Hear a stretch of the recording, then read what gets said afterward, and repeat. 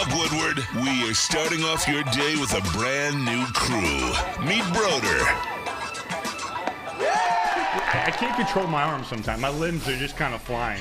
Detroit Kool-Aid. Fired up! Y'all got Kool-Aid. I'm fired up! But with the Wake Up Woodward crew, he's actually a part of the family. Flannel Sam. Ask me about my wiener! Okay. Along with JB and KG. Wake Up Woodward gets you all of your Detroit sports talk. Every morning, 8 to 10 a.m. Live on Woodward Sports. A show for Detroit, by Detroit, with people from Detroit. Tell Siri to set an alarm, because it's time to Wake Up Woodward. What up, dog people? Thank you guys for choosing to kick off today with Wake Up Woodward. We are live from Feldman Chevrolet of Novi. It's Michigan's #1 Chevy dealership, and looks like they're going to add some more hardware, man. They just keep winning dealer of the year after dealer of the year after dealer of the year, man. You know what? If they don't win in 2024 as well, I'm calling for an investigation. That's what I'm doing, because Feldman, hey, they hooked up Neil Rule with a new electric vehicle. How can they not win in 2024? That's How can so they Neil. not? How can That they is not? so Neil. Yeah. Shout out to Neil. I want an electric vehicle too, man. Hey. Be like the president himself, Mr. Elite. But thank you guys for being here, chat family. As always, you all are the most important part of the whole WUW Crew production. So go ahead and smash that like button. And let's run up those likes. It's a victory show. Oh, hey, yes. For some of us, it's a double victory show, huh, Flannel? Yes, as you can see, I'm decked out in my Michigan gear, because that was a nice win by them as well. But nice win by the Lions. Maybe the most unstressful win in Lions history. I'll just say that. But more on that later. That was an interesting one. And you know what? We got to get into around the city a little bit, but shout out to that dude, Justin, intern Chase, our brother Matthew Broder as well. We got Stick in the building. Got JB Smoove in the TD space, and Mr. KG, Detroit's #1 draft pick on sounds. And shout out, though, Mr. MVP. How you doing this morning? Hey, I'm smoking on that green and white pack, man. I'm feeling good. It is too I'm early feeling for good. this. I'm feeling too early real for this good right now. It's not. It's never too early to be smoking on that green and white pack. But, hey, shout out to Michigan getting the job done. And, of course, our Lions, baby. They are a unit, to say the least. Yeah, definitely. You know what? That's the vet of the squad, vet of the network there, Flannel Sam, it's your boy Brandon Den, a.k.a. Detroit Kool-Aid, your credentialed Pistons reporter and writer. And you know what? Pistons dropped a couple games over the weekend. A couple. But, a couple. Cade Cunningham is on fire. He is that deal. And the backcourt looks good, but you want to see them be able to close some games. And I think it's going to be a current refrain. We got some veterans that turned it on during the clutch, but there's one person in particular that has to make sure they're there for Cade Cunningham in the fourth quarter. Tobias. Thank you. No. Sorry, didn't mean to spoil that. You know. I'm glad. I was kind of putting it on the tee. I was like, you know what? If not, I will say it. But I can see your face saying it. I can see it on your face. I mean, here's the thing with the Pistons. Goodness. You're seeing a lot of positive things, obviously. Yeah. Their schedule, I mean, it was a gauntlet starting out. The only one that I'm still upset with them dropping is that opening night against the Pacers. But you had the Pacers were in the Eastern Conference Finals. The Cavs were a playoff team last year, and the Celtics were the champion, and they're the favorite to repeat. So Gauntlet of a schedule. It's a gauntlet. If they get off to a slow start record-wise, it's not the worst thing in the world as long as things stabilize when their schedule lightens up, which I think they will. I think we've seen enough that leads me to believe that once they get through this stretch, they're going to go on an elongated stretch where I think they're about a 500 team. I actually agree with that. I believe that this is probably the best team they've had, even over the team that had Jeremy Grant on it. I believe that this is the best assembled talent. I'm hoping to see what they do, wondering to see what they're going to do. I know I'm getting way ahead of myself, but by the trade deadline, I believe that they can make a couple different pieces and make life a little bit easier for them in the second half of the season. And on our Woodward Pistons segment later in the week, we got to talk about some things that I was screaming about since last season. But, hey, let's get into this Michigan win. Yes. Let's get into this Michigan win. What up, though, KG? Hey, go ahead. I hear you over there. Hey, let me hear you, man. I say you damn right. Let's get into it. Let's get into it. All week, man. All week. I- And listen, we got to set the guidelines right now, man. I don't want to hear shit about how our season is going. I don't want to hear shit about last year and the championship being besmirched. I don't want to hear about none of that shit. Let's talk about this game in particular. They beat them. You know why? Because Flannel got me fired the F up on Friday, dog, because I tried to diminish the importance of this because I was like, man, the season ain't going the way I thought the early season expectations was. You know what, man? What are we really playing for? Michigan State might beat us. Those thoughts started to creep into my head just a little bit. And then you got me so fired up. And I think that after the game, as I saw it happening, I was like, yo, this game means so much. It's Michigan State. Yes. And I get it. I get it, how we view Ohio State. But Michigan State has always been that team, especially in football, that I'm like, punt them all the way to the moon. Punt them to the moon. And so for me yesterday, that win, just absolute elation, man. Oh, absolute elation. And before we get into the nitty-gritty of it, I just have to say to the Dabbers, to the Supremacies, even to the Spencer Racksters, to the Let's Go Red Wings parties, I just got to say one thing to you guys. Good game. Hey. There it is. I am turning over a new leaf because here's the reality of the situation. Proud of you, Flannel. Yeah, of course. It's about winning with class because I'll just be honest. Michigan's still not good. Yeah. No. They're not. Their season, unless they win out, which I'm not betting on them to do, is still going to go down. You heard it here first. It's unless they win out is still a big disappointment. But what I took away from this game, what I was proud of is that this Michigan team showed some pride. They showed some heart. They showed to me that this rivalry actually mattered. I mean, look at how they looked the two previous games before, and look at how Michigan started off the game. They were outgained 135-1, I believe, in the first quarter, and they were lucky as hell to only be down by 7. They could have easily been down by 14, certainly 10 at the absolute worst. But you know what? Michigan responded. They treated this game like it mattered. They treated it like, I know our season is not what we expected it to be, but Michigan, they wanted bragging rights in the state, and bragging rights they certainly got. And one of the criticisms about Michigan, you're preaching right now. Yes, and one of the criticisms about Michigan that has been given out pretty much as far as I can remember when it comes to the Michigan State rivalry is that in years where Michigan is clearly better, when they're the dominant team, in the state and MSU's down, like 2016, for example, or last year, or the year before that, 2018, 2019, Michigan gives MSU what's coming to them. But when they're about even, like 2015 when they were both 10-win teams, or 2017 when Michigan State was slightly better, or even 2021 when they were both 10-win teams. In 2020, when they were both bad, but Michigan was 20-point favorites going into the game, MSU just looked like they took this game more seriously and they wanted it more. But not this year. They both came into the game 4-3. Their Michigan State appeared at the time to be the team that was ascending, and Michigan was descending. But you know what? I like that Michigan just halted the ascension from Michigan State and maybe showed some things themselves that maybe it's not all bad. So congratulations to Michigan. I'm so proud of the way that they fought. Still doesn't mean they're good, but that was a really, really nice win. And Kaus, what he said, and the little brother comments, classless. And I said, you know what? I was thinking about it. They're not classless. This, to me, is that you got the attention of University of Michigan. We understand what that word means within the sanctity of the rivalry. So if you have Michigan saying that, honestly, Michigan State, you should understand that means they believe that, hey, maybe your program is something worth giving this type of attention to. And I appreciate that you said that they're fighting because we understand this. Sometimes you can motivate your team to fight, and it doesn't always equate to wins. And it's sometimes hard to kind of track, all right, are we getting progress despite the wins? To see them fight and get a dub, move themselves one step closer to whatever bowl eligibility, you know what I mean? I like that because in years past, and it's what I believe allowed D'Antonio to have great success against Michigan, it's like you said, it didn't seem like when they had kind of subpar teams, like they really cared about that game. Or else they approached that game, in my opinion, a little bit, I don't even want to use the word scared, but not as hyped up. Almost like how I approached this Michigan State game a little bit like, yo, man, there's doubts that, maybe they can beat us because we're not at our best. But what I saw to that game right there, it kind of gave a little bit new life to me as it relates to Sherrone Moore.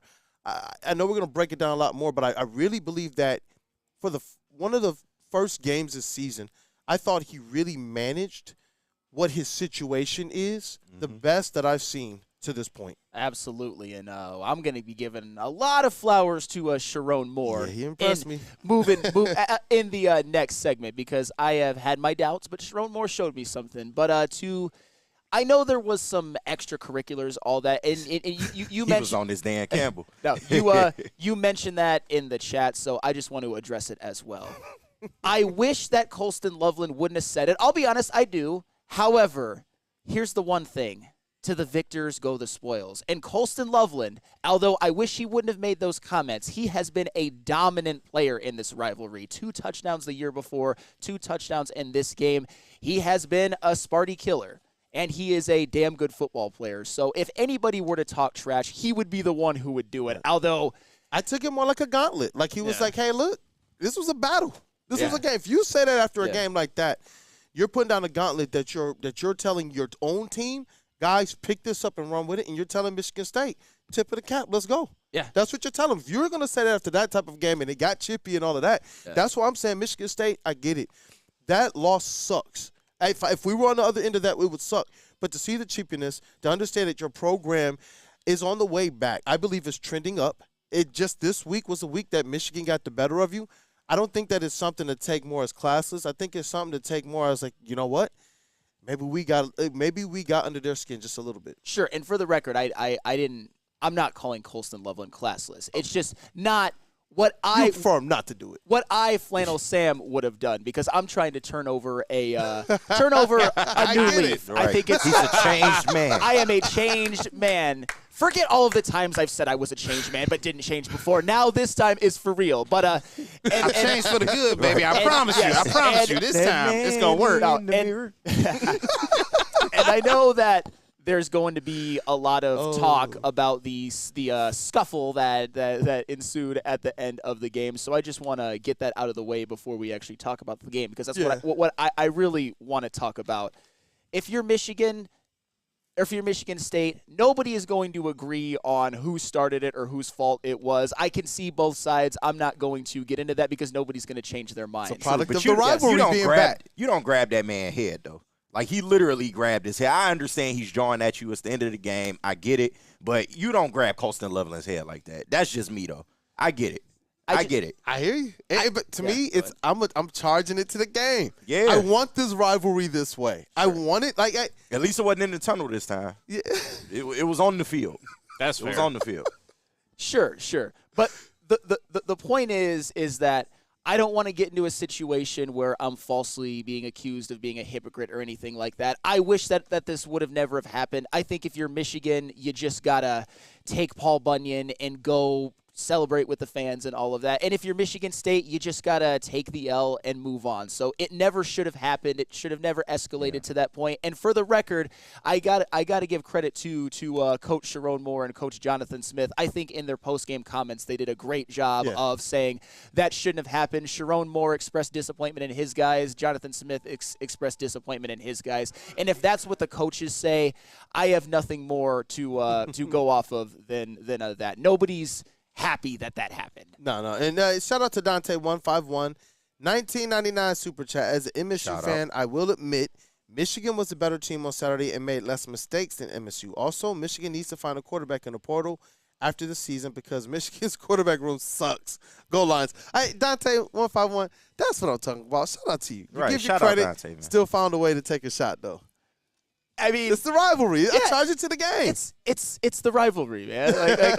Like I hope And that go Lions. I hope that MSU fans are beside themselves right now. Not because I dislike them as people, but because if this Bueno. were Keep to Michigan, your resolution. yes, if this were Michigan who had lost like this, I would be here today, but I'd be here damn near with tears in my eyes. He wouldn't because be a strong. changed man. Yes, he would not. He would not be. I'd like to think that I'd be a changed man regardless, but it was just that's the thing. That's what rivalries are, and that's why I love it regardless of what happens. And I heard this quote when I was watching that documentary about the Roll Tide War Eagle, about one of the other great rivalries in college football, Alabama and Auburn. It's like if you win, you cheer for 365. If you lose, you cry for 365. It's just I would be beside myself if I were MSU fans, because if from an MSU fan's perspective, you probably feel like you let one slip away. Tell us about it, JB Smoove. Sorry to put you on the spot. I knew this was coming. I see your hat, too. I knew this was coming today. I just knew it was. Shout out to that Auburn and Alabama documentary. Very good documentary as well, too. But, yeah, I know. I agree with Flannel. We just let one slip away, and it shouldn't have happened. I don't know how. I know how. Aiden Childs and the silly mistakes that he was making out there. But, once again, as a team, you got to be a little bit mature. The whole fighting and jaw-jacking after the whole game shouldn't have went down at all.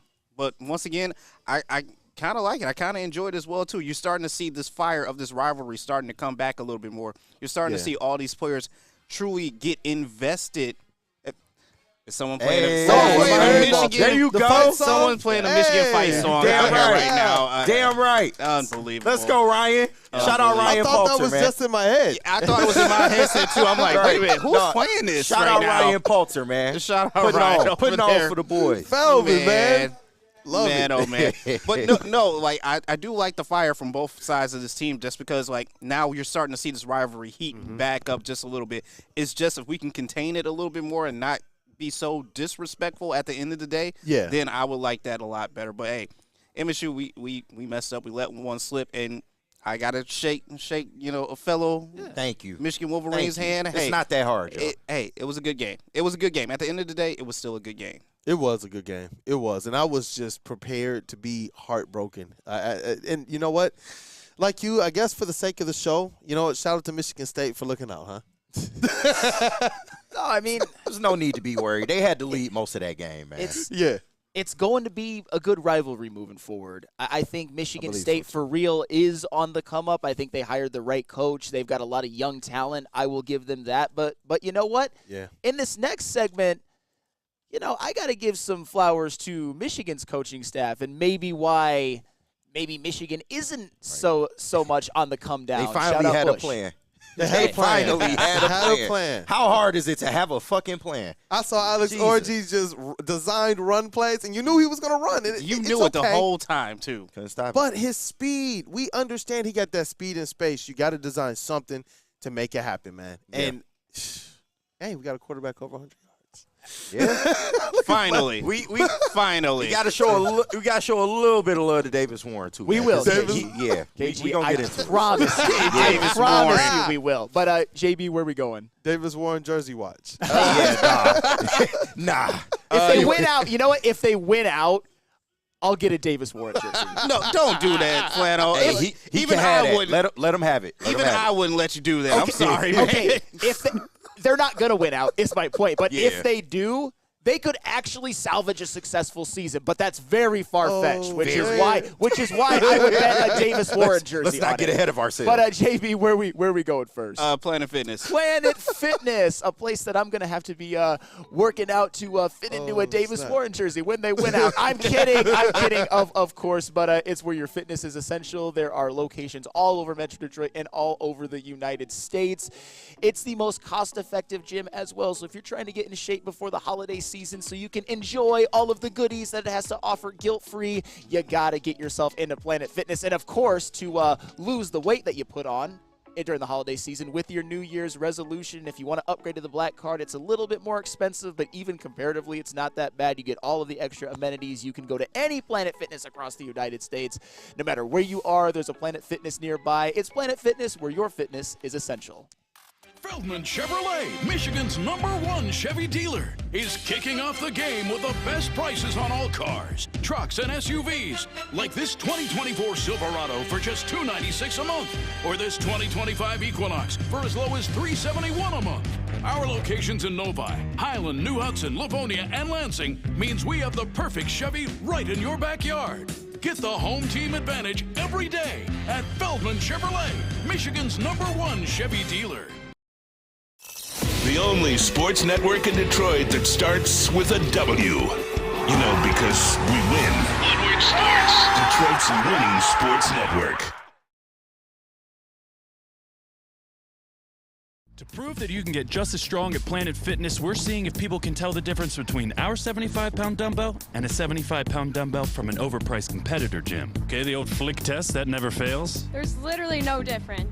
Plus, you can save $28 or more when you join today. Wow. Why would I pay more to lift the same weights? It's the Planet Fitness Strong Choice Sale. Save $28 or more. Join for $1 down, $15 a month, cancel anytime. Deal ends October 10th. Planet Fitness. Light price, strong choice. You have an opinion? Make sure it's seen and heard. Corner, jumper, tweet us, hop on the YouTube chat, slide in the DMS at Woodward Sports on all social media. Hey, look, you want to know where the best Lions pregame show is every single home game? It's right in the heart of the city at Detroit's very own second best bar located at 42 Watson Street. Hey, look, you got to enjoy some Smoove Tullamore Dew Irish whiskey while you catch in the Woodward Sports pregame show only at second best bar. Come get some. And we are back. What up, though, people? We're live from Feldman Chevrolet of Novitas, Michigan's #1 Chevy dealer. And this is Wake Up Woodward. Hey, go ahead, smash that like button. Let's run the likes up. Let's run the likes up. It's a victory show. Lions victory for our Michigan fans. Yeah. Go Blue victory show as well. And you know what?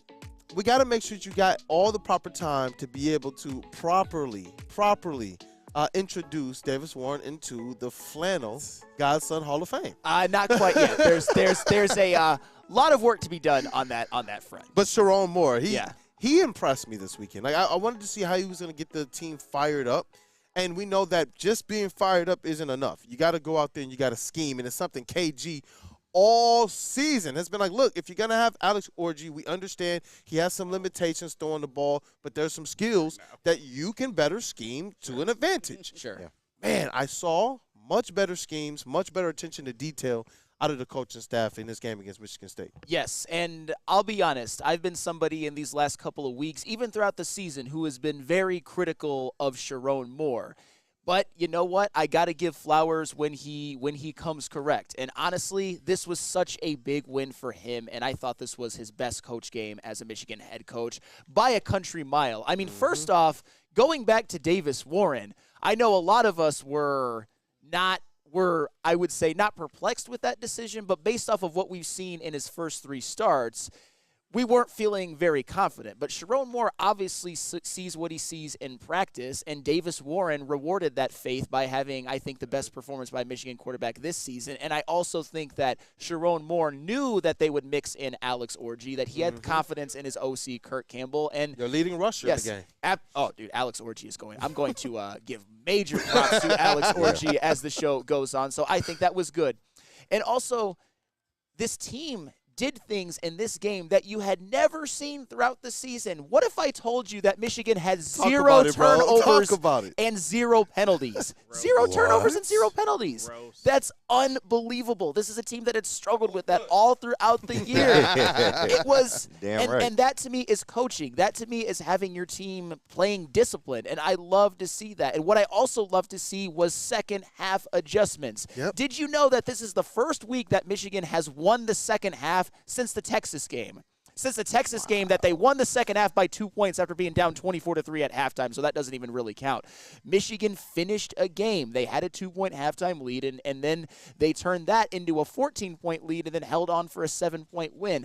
That, to me, is coaching. Where Michigan had been very poor in the second half for the previous 5 weeks, they actually made the correct adjustments. And all the credit in the world to Sharon Moore, who may have, in some ways, I'm not going to say he saved his job because that's a little bit of a exaggeration, but he was looking at a potential tailspin, and now things have been stabilized. He proved that he can in-game manage pretty well and have his team ready to play. So I needed to see that out of Sharon Moore, and he impressed the hell out of me. Yeah, definitely. And just kind of seeing how this team approached the game plan in executing. Because I wonder how Michigan fans felt when they heard the news that Will Johnson wasn't going to play. Yeah. You know, and so to know that now you're down one of your stars, one of those guys who opportunistically has been there for you for at least one of your wins this year, now you're without this guy when the game plan coming in was supposed to be what? Force Aiden Childs to make some mistakes. They didn't do that, and they still won this game in a position that it was much closer at the end than it really was. So you're exactly right. To be able to take the first segment to say, or the second segment of the show to say, you know what, let's talk about this coaching. That's what was on my mind. that's exactly what I was talking about in the opening segment. It was like, I saw Sharon Moore doing things that I really haven't seen him do as a head coach yet. And I didn't know. I was like, you know what? Like you stated, it's his best coaching job to a point. I wanted to be able to hold out a little bit for what he did last year, but I also understand that was with kind of the structure that Harbaugh set. Who is Sharon Moore? And in this game, I got to see a lot more of that than I was sure of any other point in the season. Absolutely. It's different when you're the man, when you're the one who's got to oversee everything, when you're taking all the post-game interviews and just doing all the responsibility when it comes along with a head coach. And your positional coaches and assistants and such, your philosophy all the way through. And speaking of assistant coaches, I actually have to give some credit to Kirk Campbell, somebody who I think had a lot of criticism throughout the season, and rightfully so. But KG, this week, Kirk Campbell actually showed a little creativity. Yeah, man. I didn't like the fake field goal, or the fake extra point, should I say. But besides that, I mean, everything else just seemed to be on point. I liked how they mixed Alex Orji in. He showed you the picture. Yeah. Oh, my gosh. That picture is hilarious, man. That picture is hilarious. But, yeah, man. Stick, man. Sounds to stick. You like the fact that they did mix Alex Orji in, especially in a game where your running backs virtually gave you nothing. I mean, you got to give credit to Michigan State's defensive line. It was a tough game and tough sledding for Khalil Mullins and Donovan Edwards. But the fact that you were able to mix in Alex Orji, who was averaging 10 yards a pop, man, absolutely beautiful to see him mixed in. And Davis Warren, he played clean football, and that's all you can ask. I know the stats don't jump off the page. He only had 123 yards and, one touchdown, but no turnovers. Bro, and a lot of the throws he made were clean throws. I like that touchdown pass to Colston Loveland, and he just seemed to be in rhythm. He seemed to be in sync, man, and he didn't make a lot of mistakes, which is something that he couldn't stop doing, the first couple games we saw him. So I'm so happy that Kirk Campbell was able to figure out a way to utilize Alex Orji and still have somewhat of a downfield threat, with throwing the football. So, man, shout out to Michigan getting this dub, man. It was not easy. This Michigan State defense played fairly well, but we came out on top. Last night, to me, I guess it gave us a look into the mind of Sharon Moore, who earlier in the season when Davis Warren was a quarterback and he was making mistakes versus last night, it was like, okay, I can see how this can work. And you're right.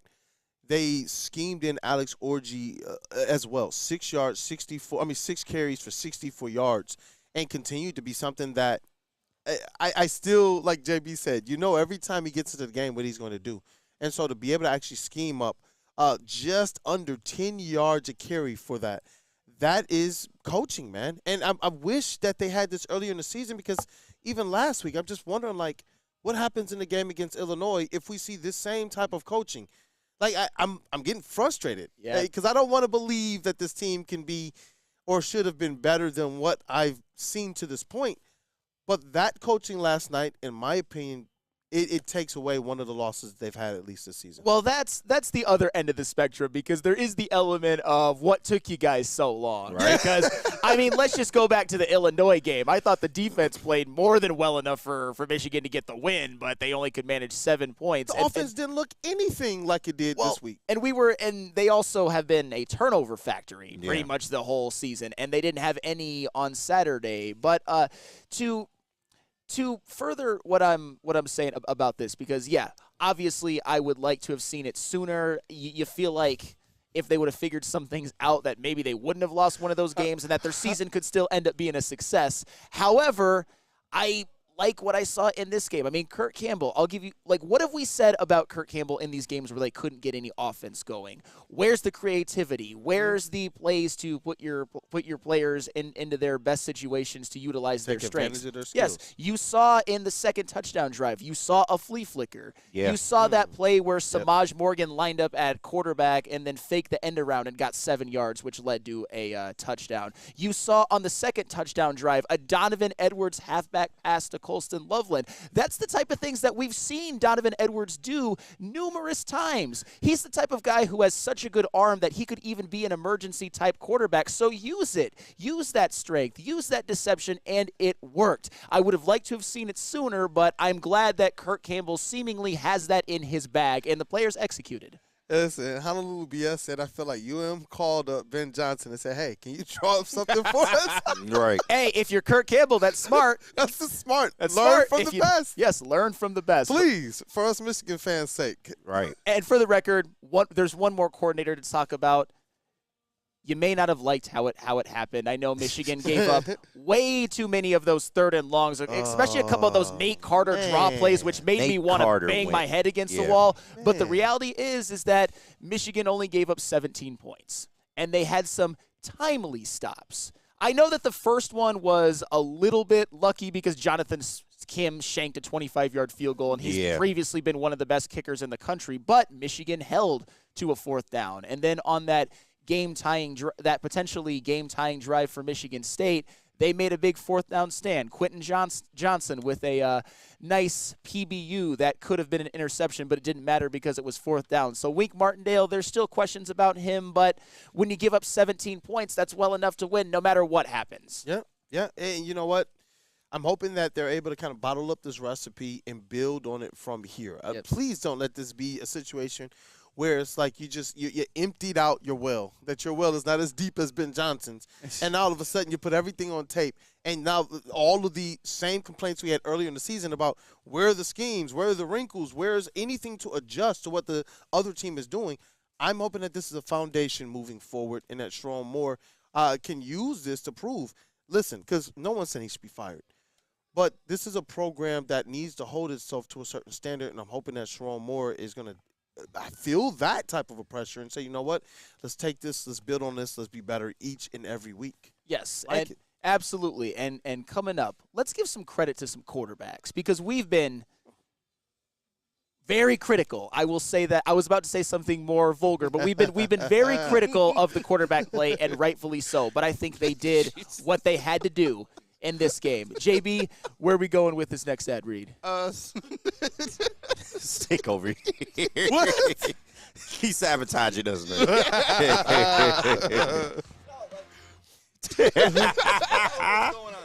So we're trying to brighten up your camera over here, but lips white as hell. When I zoom out, Flannel Sam turns very dark. When I zoom in, though, it's fine.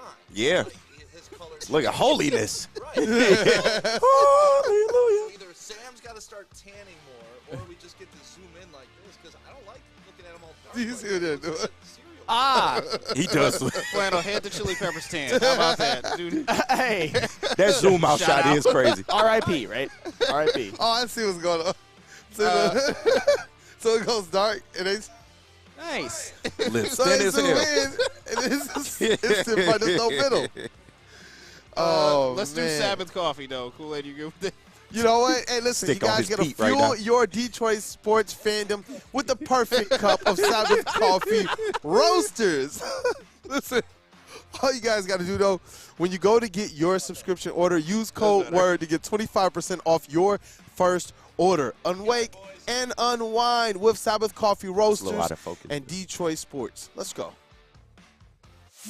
It's bear hunting season, and Dan Campbell is hungry for some kneecaps. If you can just get a hold of them and you start dragging their ass out to the deep, dark abyss, you can drown them. The Kings of the North are back for another year of the brand new Lions. Make sure you're locked in to Detroit's #1 sports network for all the news and info on your Detroit Lions. Woodward Sports, let's go. Walk into any Lady Jane's Haircuts for Men today. Open 7 days a week. Sit back, relax, and enjoy precision haircut, scalp massage, hot leather neck shave, and hot towel treatment from one of our talented stylists. Step up your game this season and take advantage of our $20 haircut special. Scan the QR code and get your coupon today. Lady Jane's Haircuts for Men, the ultimate haircut experience. Open 7 days a week. Walk-ins always welcome. Lady Jane's Haircuts for Men. It's wicked awesome. Can't get enough Lions coverage? Make sure you catch all Woodward sports shows every game day. Wake up with Woodward and Maine, giving you the latest insight into the Lions locker room and press conferences. Then join the Lions pregame show, highlighting key matchups, injuries, and what to watch for during the game. Follow all the ups and downs of the live game action with our Woodward Watch Party live on YouTube and WoodwardSports.com. After the game, check out the instant fan and host reactions with the Lions postgame show. Every game, it's wall to wall, kneecap-biting, high-fiving, chest-pumping Lions coverage. Hell yeah! Only at Detroit's #1 sports network, Woodward Sports.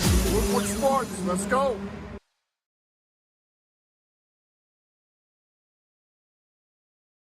Feldman Chevrolet, Michigan's #1 Chevy dealer, is kicking off the game with the best prices on all cars, trucks, and SUVs, like this 2024 Silverado for just $296 a month, or this 2025 Equinox for as low as $371 a month.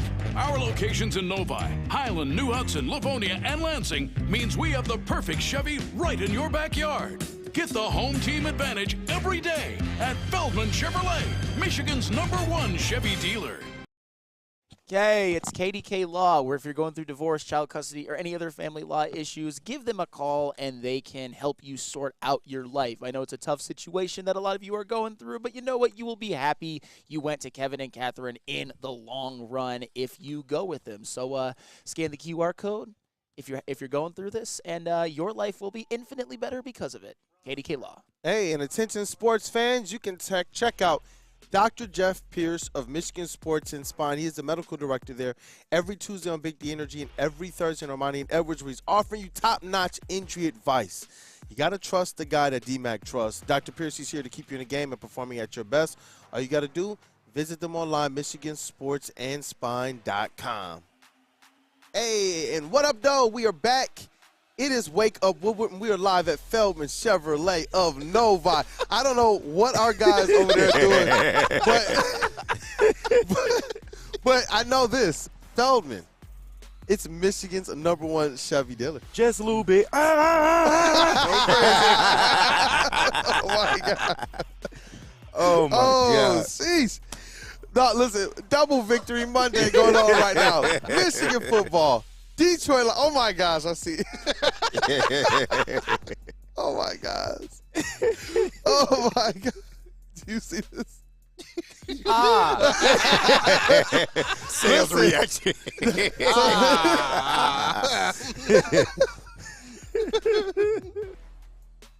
Oh my God. I see you, Herb Nash, Kool-Aid, Eminem Mix, LMAO. Oh, snap. Man. We got to get back on track. What a weekend, man. I mean, but you know what? It feels like that when your squads are winning games, especially the Detroit Lions, who, you know, the whole last hour of the show is Detroit Lions conversation. And, wow, no stress. I thought that the Packers game last year was absolutely no stress. This one was like no stress. There was one little thing that happened, and it's why I'm okay with how some of the stats played out. But we'll get there, man. Oh, yes. We're going to do one more segment on Michigan, so people who are, you know, on a couple of your godsons, huh? Yeah, starving for Lions talk, we will get there. I don't think Talk Lions, bitch. Hey, I don't know. Shut up, brother. I mean, there are some Michigan players who I could qualify as my godsons, but I don't think any of them we're going to be talking about right now. But that doesn't take away from the fact that the quarterback room actually had their best game of the year as well. I mean, if you start out with Davis Warren, it all begins and ends with no turnovers, no picks. That was a non-negotiable. That was the if they would have turned the ball over again, I think if Davis Warren would have even thrown one pick, they would have lost. So shout out to him for playing clean football. But it wasn't even necessarily just that. There were some throws that Davis Warren was making where I'm like, is that Davis McCarthy or J.J. Warren? And obviously. See, Davis Warren, he's working his way into Flannel's heart and into the Let's Godson. pump the brakes a little bit. Let's pump the brakes a little bit. Obviously, Davis Warren isn't J.J. McCarthy. But, hey, did you guys see that flea flicker throw? It was nice. That was not wide open. Michigan State actually defended it well, but he threw an absolute dart in between two MSU defenders to Tyler Morris on the sideline for a toe tap. You saw a couple of big third down conversions, one to Samaj Morgan and one to Kendrick Bell, Ronnie's brother, in which Davis Warren rolled right and then kind of threw it across his body, which is usually a no-no, but to me, Davis Warren showed some arm strength. He got the ball where it needed to be, and shout out to even Samaj Morgan and Kendrick Bell and Tyler Morris. We have receivers. Yes, they stayed engaged even though they hadn't been getting the ball all season, and they all showed up and made big plays. And of course, Colston Loveland, best tight end in the country for sure. But even Davis Warren, He had himself a good game, and he made some throws that I didn't know he had in him. And that, to me, is also another example of Sharon Moore knowing more of what he had than what we did. I think Sharon Moore was thinking this whole time, if this guy can just stop throwing it to the other team, he can be somewhat effective, and he can make throws even in small doses that can win you games. Yeah, and what do you, like, my question, I wish we could be a fly on the wall, is where did this even come from? Yeah. Like, that's what I want to know. It's like, what flipped overnight? Like, you're talking about you go half your season almost, and now all of a sudden you just have all these new schemes and these things that are putting your players in the positions that a lot of us thought that they could be in. And I don't want to overstate it because I don't know how good a quality win Michigan State there is or isn't. Some people are gonna just brush this off. But for me, I'm just like, where was this and just where did it come from? Yeah, because even when he started earlier in the year, the turnovers were a big problem, but you didn't really even see him throwing downfield like that. Like, some of the throws he was making last night, I'm like, I didn't even know he had this like in all him. of it, from the coaches to Davis Moore, and that's what I'm asking. Is like, where was any of this? And who did they call? What did they do? Is this Sharon Moore just sitting down and saying, you know what, this is what we're going to do? Or is this the coordinator stepping up more? It would be interesting to know. I'm glad it happened, and that's where I'm hoping, at least from the top, no matter who chose or who was behind this, that Sharon Moore is like, okay, that's our foundational blueprint. If I had to guess, I bet Dave, and this is just a guess, I'm obviously not an insider, I bet based off of how he won the job that Davis Warren is probably an excellent practice player. That wouldn't shock me at all. He's been with the program. I think this is his 5th year. He's had to scratch and claw from being a walk-on. That would be my guess. I'm sure the coaching staff has seen what we saw on some of those throws in practice, and that's why he got the starting job back after he was rightfully demoted at the beginning of the season. However, when you talk about the quarterbacks, you can't just stop at Davis Warren. Alex Orji was a monster running the football. Yeah. And the thing about Alex Orji, too, is it's not just, you know, what he did running and his speed and all of that. It was, when I was watching him run some of these, he looked like a running back. He was being patient. He was waiting for his blocks to develop. Like on that first run on that, I believe it was the first touchdown drive of the second half, the one where he bounced it out for 29 yards. It looked like he was trying to find a gap in the interior and then didn't like what he saw and then followed a block, ran it outside, and once he gets outside, he has that speed to where he outran linebackers and outran DBs for 29 yards. And then you got to talk about how they closed the game.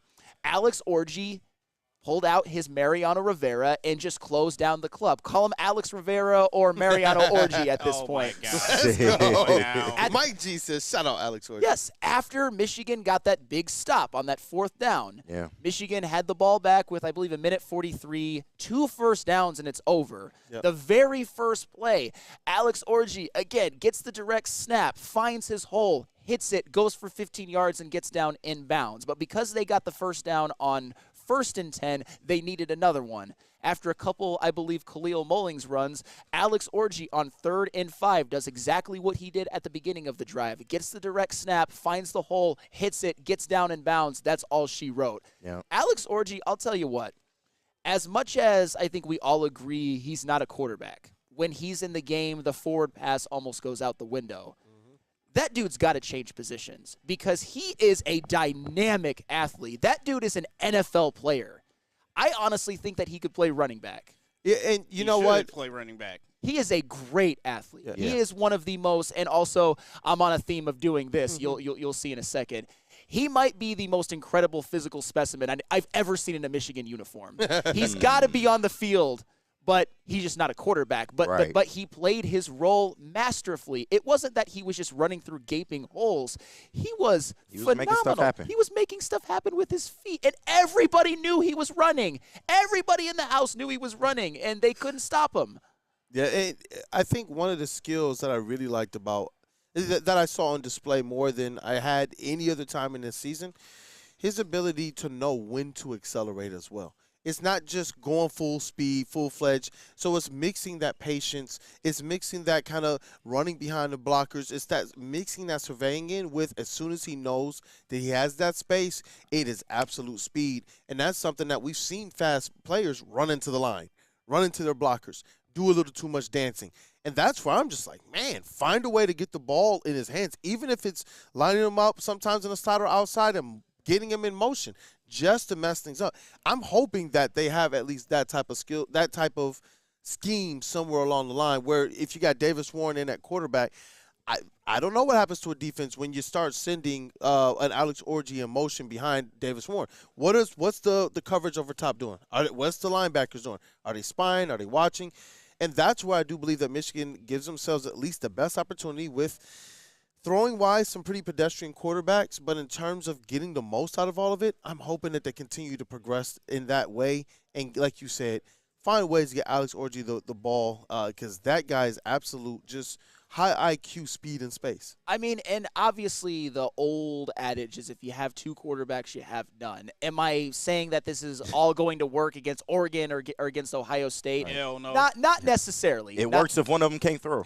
Not necessarily, but my point is that Alex Orji, he had his best game as a Michigan Wolverine. He led the team in rushing. He had 64 yards by himself. The rest of the team had 55. If I didn't know any better. It was bad.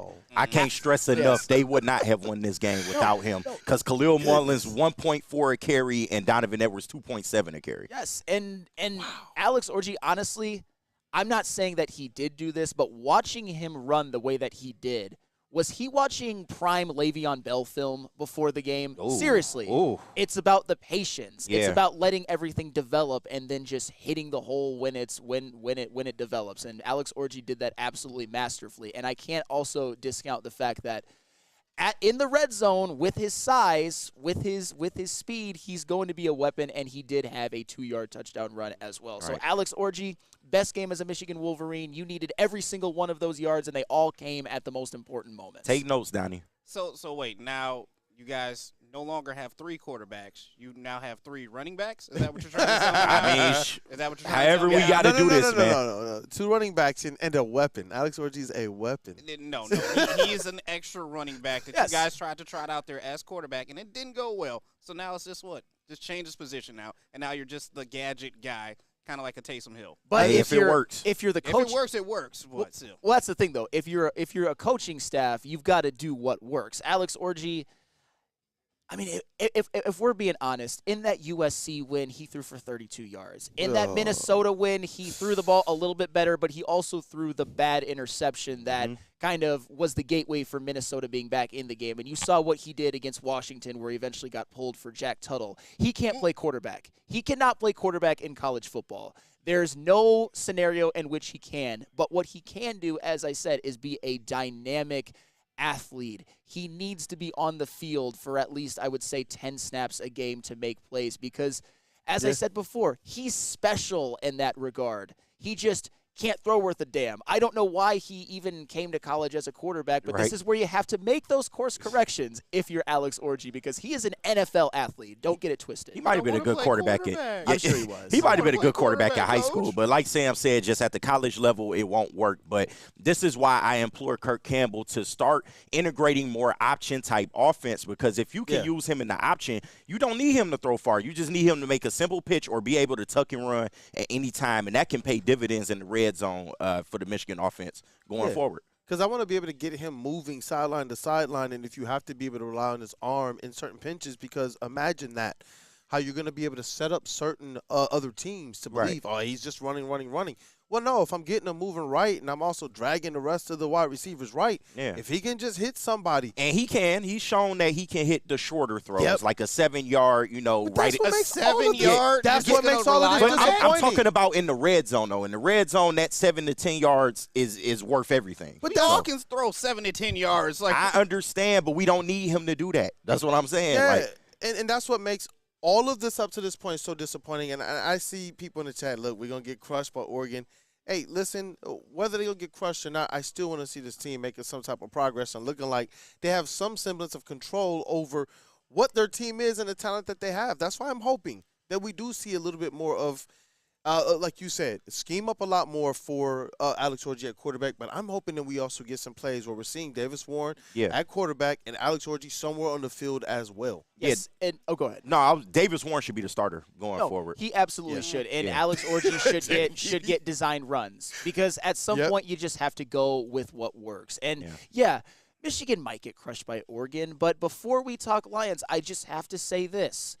I'm not saying Michigan is going to win, but when you look at the NFL-level athletes on both teams, it's a lot more even than you think. I understand that the biggest advantage is Oregon has Dylan Gabriel, and to this point, I still think Dan Lanning is a big coaching advantage over Sharon Moore, but this is where the Michigan NFL players have to step up like they did in against Michigan State, minus Will Johnson and Rod Moore, of course. You need Mason Graham and Kenneth Grant to be dominant. You need Colston Loveland to keep performing like the best tight end in college football, which he did. You need Josiah Stewart to probably get another strip sack or a couple of big pressures that lead to interceptions. And also, I got to give credit to this guy as well. Jay Sean Barham is playing excellently over the past 3 games. He's playing really well. He's one of the best athletes at the linebacker position in the country. He just was terrible and out of position constantly in the first 5 or 6 games. So this Oregon game, obviously Michigan is going to be underdogs,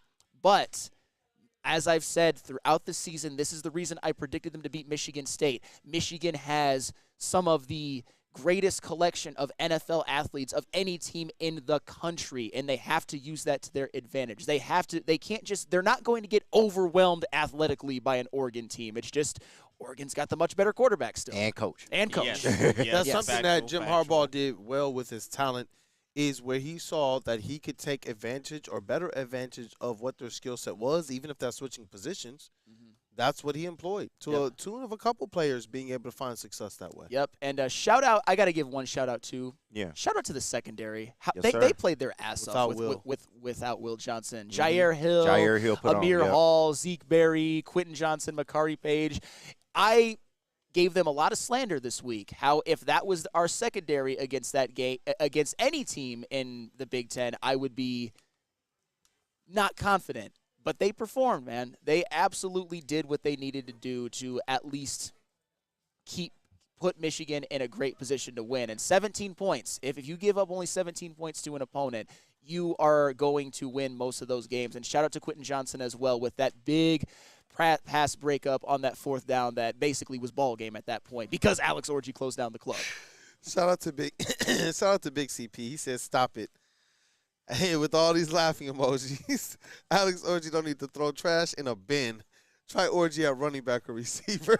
Yeah, that's all you got to do. That's literally what we said. Yeah. That's all you got to do because I was told that at quarterback we were supposed to see multiple orgies in the end zone. And whoever told you that shit last year. It is what it is. Hey, we was all told shit. We was all told this apparently, but if you want to see some orgies in the end zone, start them at running back. I was told Blacks had a fair shot. So it is what it is, man. We was all told shit, man. I'm getting sick of that turd. And just for the record, JB, there was an orgy in the end zone against MSU when he did line up at quarterback, although we know he wasn't going to throw. Exactly. I get it. We know he wasn't going to throw, but there was an orgy in the end zone. Damn right. There was. He played so well. Now, who doesn't love orgies in the end zone? Oh, we all love them. I thought I was going to see more sweaty orgies. I thought I was going to see more before the season, but Alex Orji, Michigan's quarterback. Neither here nor there. But where are we going, JB? Oh, we doing a sports show. My bad, I forgot. When we roll back the tape, we're gonna see the moment that we realize. Wait, we're at Feldman, not the studio. It's a very widely known term now. Yeah. It is. JB, where are we going with this? Anywho, Lions, baby. All right, the Woodward and Maine in the pre-show. Hey, Woodward and Maine in the pre-show. You saw Woodward and Maine this morning that preceded us. You saw it on Sunday. You saw the pregame show as well. It's the best Lions coverage in the country, quite frankly, because nobody does it better than the state of Michigan, and we do it best in the state of Michigan. You've got on Woodward and Maine, you've got Matt Broder, our brother, and we've also got Terry Foster, the legend. On the Woodward pregame show, you've seen those guys, Neil Rule and Sean Belegian. They might even make that face during that pregame show. Hey, that was me when Donovan Edwards hit Colston Loveland on that halfback pass. Right. That was definitely me. Michigan is still Auburn. Oh my God. Bringing you all the best Lions coverage. Nobody does it better than Neil and Sean. They are a great combination. I was told. And it's brought to you by all of our best game day sponsors. It's Woodward and Maine and the pregame show. No drop off. A network for the city, by the city. Woodward Sports is Detroit Sports. Feldman Chevrolet, Michigan's #1 Chevy dealer, is kicking off the game with the best prices on all cars, trucks, and SUVs, like this 2024 Silverado for just $296 a month, or this 2025 Equinox for as low as $371 a month. Our locations in Novi, Highland, New Hudson, Livonia, and Lansing means we have the perfect Chevy right in your backyard. Get the home team advantage every day at Feldman Chevrolet, Michigan's #1 Chevy dealer. We don't like to brag that we are the toughest sports network in Detroit, but we do have a guy named Darren McCarty on our side. Lemieux and McCarty, who've had a good knockdown drag up. There they go, right on the whistle. They were talking to one another. Woodward Sports. Walk into any Lady Jane's Haircuts for Men today. Open 7 days a week. Sit back, relax, and enjoy precision haircut, scalp massage, hot leather neck shave, and hot towel treatment from one of our talented stylists. Step up your game this season and take advantage of our $20 haircut special. Scan the QR code and get your coupon today. Lady Jane's Haircuts for Men, the ultimate haircut experience. Open 7 days a week. Walk-ins always welcome. Lady Jane's Haircuts for Men. It's wicked awesome. Can't get enough Lions coverage? Make sure you catch all Woodward Sports shows every game day. Wake up with Woodward and Maine, giving you the latest insight into the Lions locker room and press conferences. Then join the Lions pregame show, highlighting key matchups, injuries, and what to watch for during the game. Follow all the ups and downs of the live game action with our Woodward Watch Party live on YouTube and WoodwardSports.com. After the game, check out the instant fan and host reactions with the Lions postgame show. Every game, it's wall-to-wall, kneecap-biting, high-fiving, chest-pumping Lions coverage. Hell yeah! Only at Detroit's #1 sports network, Woodward Sports. Woodward Sports, let's go. Hey, what up, though? I got to tell you guys about Lady Jane's Haircuts for Men. You guys got to take advantage of this $20 special right now. All you got to do, find that QR code somewhere on the screen. Whenever you do, scan it, and you get your $20 coupon special, and you can take advantage of that today. The haircut, the scalp massage treatment. Go ahead, say it. Yeah, go ahead, ahead. say it. Go ahead. The hot lather neck shave. Leather? No. Hot Listen, leather. they got it all. At the talented hairstylist to go with it as well. Stop into any Lady Jane's Haircuts for Men anytime. Walk-ins are always welcome. It's wicked awesome. And we are back live from Feldman Chevrolet of Novi. It is Michigan's #1 Chevy dealership. And this is Wake Up Woodward Chat family. Y'all been on one this morning.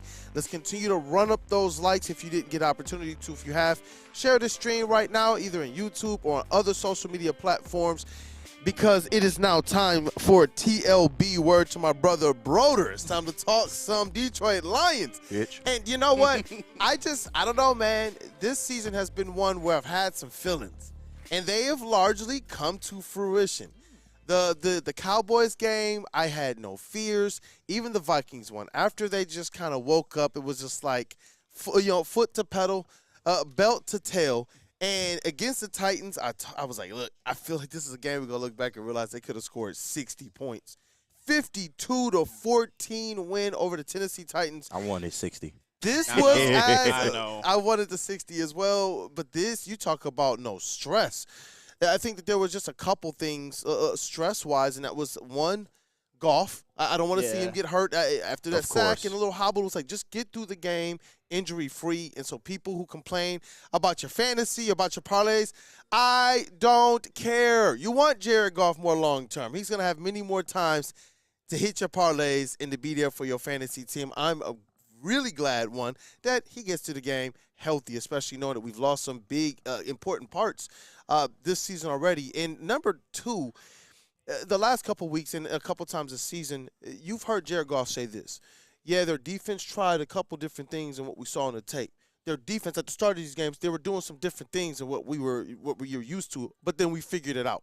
Against the Vikings, he said that specifically. Yesterday, they stated that as well. And so people will talk about, man, they didn't get off to these great starts. No, teams are showing up with a whole new game plan, and they're just running out of it. Their well is not as deep as Ben Johnson's. No. It's amazing, and that's why I wanted to highlight that. Two of my takeaways, it's like, this was such a blowout that we can go anywhere we want to with the takeaway, but it was just amazing to kind of hear them talk about this the last couple weeks. And you pair this with Ben Johnson talking about how deep the well was, and you just see it on display yesterday in a plethora of ways. Oh, yeah. At some point, they did a David Montgomery halfback pass. Bro, they were crazy. They're just toying with teams at this point. But you know what? I got to give one of my takeaways. I actually kind of felt sorry for the Titans defense. Let me explain. What a day. You're really turning over a new leaf, huh, Flannel? Let me explain, because I love 52-14 wins.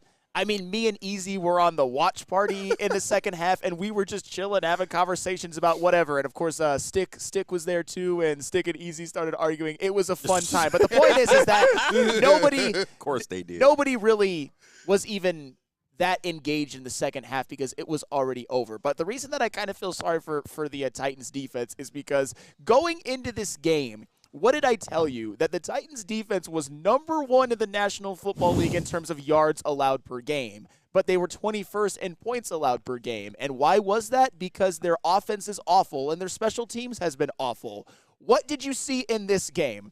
How many short fields did the Lions have? Like ridiculous amount. All of the time. I mean, I'll go down the list right now. The Trevor Nowatzki pick leads to a 23-yard touchdown drive. Sir. The Khalil Dorsey kickoff return leads to a 25-yard touchdown drive. Kirby Joseph with his 5th pick of the season leads to a 12-yard touchdown drive. And then the first Khalif punt return leads to a 22-yard touchdown drive. In the second half, you had the Khalif Raymond punt return touchdown, and then you had the forced fumble by Amik, which led to a 26-yard touchdown drive. The Titans defense was like, what the F are you guys doing, offense and special teams? Because the Titans offense and special teams had maybe the worst day of those two units of any team in the NFL this year. The Titans defense had no chance. And I love the fact that the Lions showed them no mercy, but that Titans defense is just like they're probably going up to every member of the offensive unit and being like, F you, because they only You're cool. Right. They only gave up 225 yards. The Titans outgained the Lions 416 to 225 and lost by 38. That's some nuts. scoregami type stuff right there. You know what's crazy? As soon as the game was over, I was sitting here and I kept hearing them talk about what the special teams did for the Lions. And my mind instantly went to, our defense has been so good this year that I believe our special teams have outperformed some of our opponents. You know, one of the opponents that we kind of outperformed? Week 6, the Dallas Cowboys against the Detroit Lions. Yeah. Do you know how many yards their offense put up? 251. Do you know how many yards the special teams, and they got no touchdowns, by the way. Do you know how many yards and touchdowns the special teams of the Detroit Lions put up this week? 262 and a tutty. That is wild. That's insane. They're on par, at least this week, with other teams starting offenses. I'm dead serious. That's crazy. Khalif Raymond just earned himself first-team All-Pro as a returner. Yeah. Off of this game alone. No, because return touchdowns don't happen very often. This is the Khalif Raymond game. I think it needs to be dubbed the Khalif Raymond game. I think he was like 19 yards short, either of the franchise or NFL record. Shit, maybe even both, man. We don't see special teams like that. And big shout out to Dave Phipp, who I've said multiple times is one of the better, maybe the best special teams coach in the league, and he doesn't get enough shine at that position, man. This Lions special teams unit, they always seem ready to go, but what they did yesterday was absolutely amazing. Yeah, it was absolutely amazing, and that's why I always rely on that and go back to that quote that Lindsey told me about Bill Belichick and his teams. He wants special teams elites. Yeah, you want good offense, good defense, but your special teams have to be elite. He said that's been the secret to their sauce, to his championship. I mean, it helps to have Tom Brady as well. But, you know, hey, I like where Jared Goff is for this team. Like Dan Campbell says, you know what, he's good enough for us. But there was so much to like from this game. One of the things that was pretty cool as well was just Jahmyr Gibbs. You talk about just being this absolute weapon. And just to go from 0 to 100, I think he reached the second highest speed the second highest speed this year of any of the touchdowns. No, and honestly, Insane. I think with that Jahmyr Gibbs 70-yard touchdown run, you can honestly say that if it were a lesser back that had lesser speed and acceleration, they might have been caught on the sideline. Oh, yeah. It looked like the DBs actually may have had a chance at an angle, and Jahmyr Gibbs was just like, nope. Zoop. Too much speed. Sonic at his finest. Sonic man. at his finest. And that, again, after he did it the previous week, that was Jahmyr Gibbs' career high in length of rushing, of a rush, and it happened to be a touchdown. So Jahmyr Gibbs, man, he's slowly climbing the list, or not even slowly, climbing the list in terms of running backs in the NFL. Oh, and yeah. he's definitely, and I said it before, near the top in terms of what you get now with a rookie contract in his future. I don't think there's anybody you'd rather have than Jahmyr Gibbs. I got to go ahead. No, I was about to say, Quandre Diggs, sorry he had to do that to you, man. Yeah. You took a bad angle. Yeah. He took a bad angle and he got burned, man. Still love you, Quandre. Yeah. I got a question for you guys. Okay, so at halftime, Jared Goff had 2 incompletions and 2 touchdowns. Yes. Do you know what he finished the game with, incompletions and touchdowns wise? 3 and 3. 3 and 3. That's insane. More silly numbers for you. That's insane. Like Jared Goff, 85 yards for the game, 3 touchdowns, man. Hold on. 3 incompletions the whole game. That's if I told you Jared Goff had 85 yards before this game, you would have thought the absolute worst about this team. He said, "Oh wait, anyone could Somebody convince me." say Jared Goff. Hey. We said the Lord and Savior's name instead of his. And that was the official Jared Goff spokesman of Woodward Sports. The official. Somebody say Jared Goff. Oh, man. Silly numbers, man. Silly numbers. I saw over the last so many games, their touchdowns are ahead of their incompletions. I think it's 25 and 19 or something like that. He has 18 incompletions in 4 games now? That is insane. That's 3 incompletions per game. But he's not mobile, so it doesn't matter. Hey, it don't matter. QB rating still 129. Didn't even pass for nothing. He was 12 and 15? I was gonna say, wasn't his QB rating for this game 110 or something like that? It was QB 129. rating was just like, hey, look, bro, you're just a man. That's it. You're just a man. Here you go. Yeah. Goodness gracious. But there's not a whole lot you can do in terms of accumulating yards when you're getting 20-yard touchdown drives the whole freaking game. Did what he was supposed to do. And your special teams, 2 return touchdowns, almost 3. Yep. Crazy. You know what, man, just to talk about Khalif Raymond as well, I remember during the offseason when we were talking about the new kickoff rules and who would be that kick returner, and we wanted to see the possibilities, some of us, of a JMO. I was one of those people who wanted to just see what it looked like. And then we settled on this point, and shout out to our brother Broder as well, of Khalif Raymond having that in his history. And then Dan Campbell even talked about, he's been a kick returner before. We think that he can really help us on special teams. Yeah. And it's cool to see this team continue to show that they have an understanding of the talent that is on their team and that they're able to utilize these guys in a dearth of ways, versatility-wise, whether it's offense and defense, whether it's special teams and defense or special teams and offense. And that's what makes this Lions team that much more special. And I believe it's going to give them more of that ability, and they have to add a pass rush. They need to add somebody else, an edge, somebody to get up to that quarterback. But I do believe that what we've seen these coaches be able to do, it gives them their best opportunity to be able to, by committee, move forward because they know how to kind of fill the gaps, how to move around that talent and get the best out of their personnel. I mean, speaking of by committee, that long kickoff return, that was Khalil Dorsey. It was. Who would have thought before the season? We were talking about who do you want back there? Do you want JMO? Do you want Gibbs? Do you want Khalif?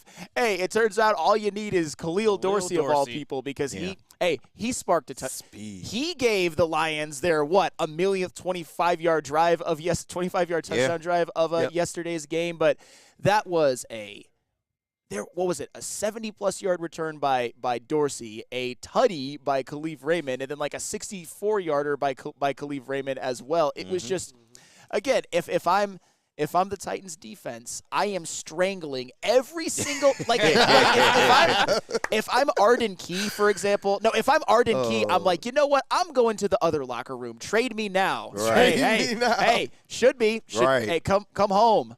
Come on home to Detroit. But yeah, but Khalil Dorsey as your kickoff returner, not something we ever envisioned, but he made a huge play. It worked. Yeah. And you know what? Just a quick question. Any concern with Taylor Decker? I see Weezy D313. He says Decker has the toughest matchup every week. Yeah. Panay gets to go against bums. Deck got to face all the dogs at the left end. You know what?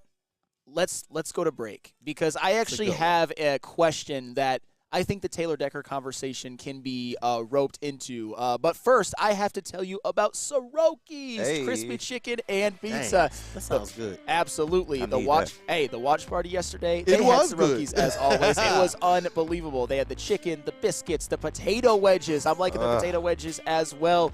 The pizza. Dang, I know what's for lunch, Stick. Hey, absolutely.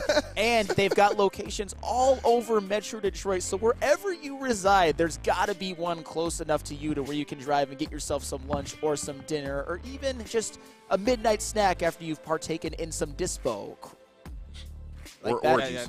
Absolutely. Hey, whoa. Or some orgies in the end zone. That's But, what I'm talking about. yeah. Orgies in the end zone. But okay. Soroki's crispy chicken and pizza, gotta love it.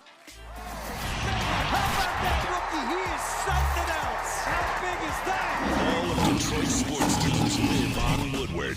All of Detroit's sports coverage lives on Woodward Sports. Driving the best in Detroit sports coverage.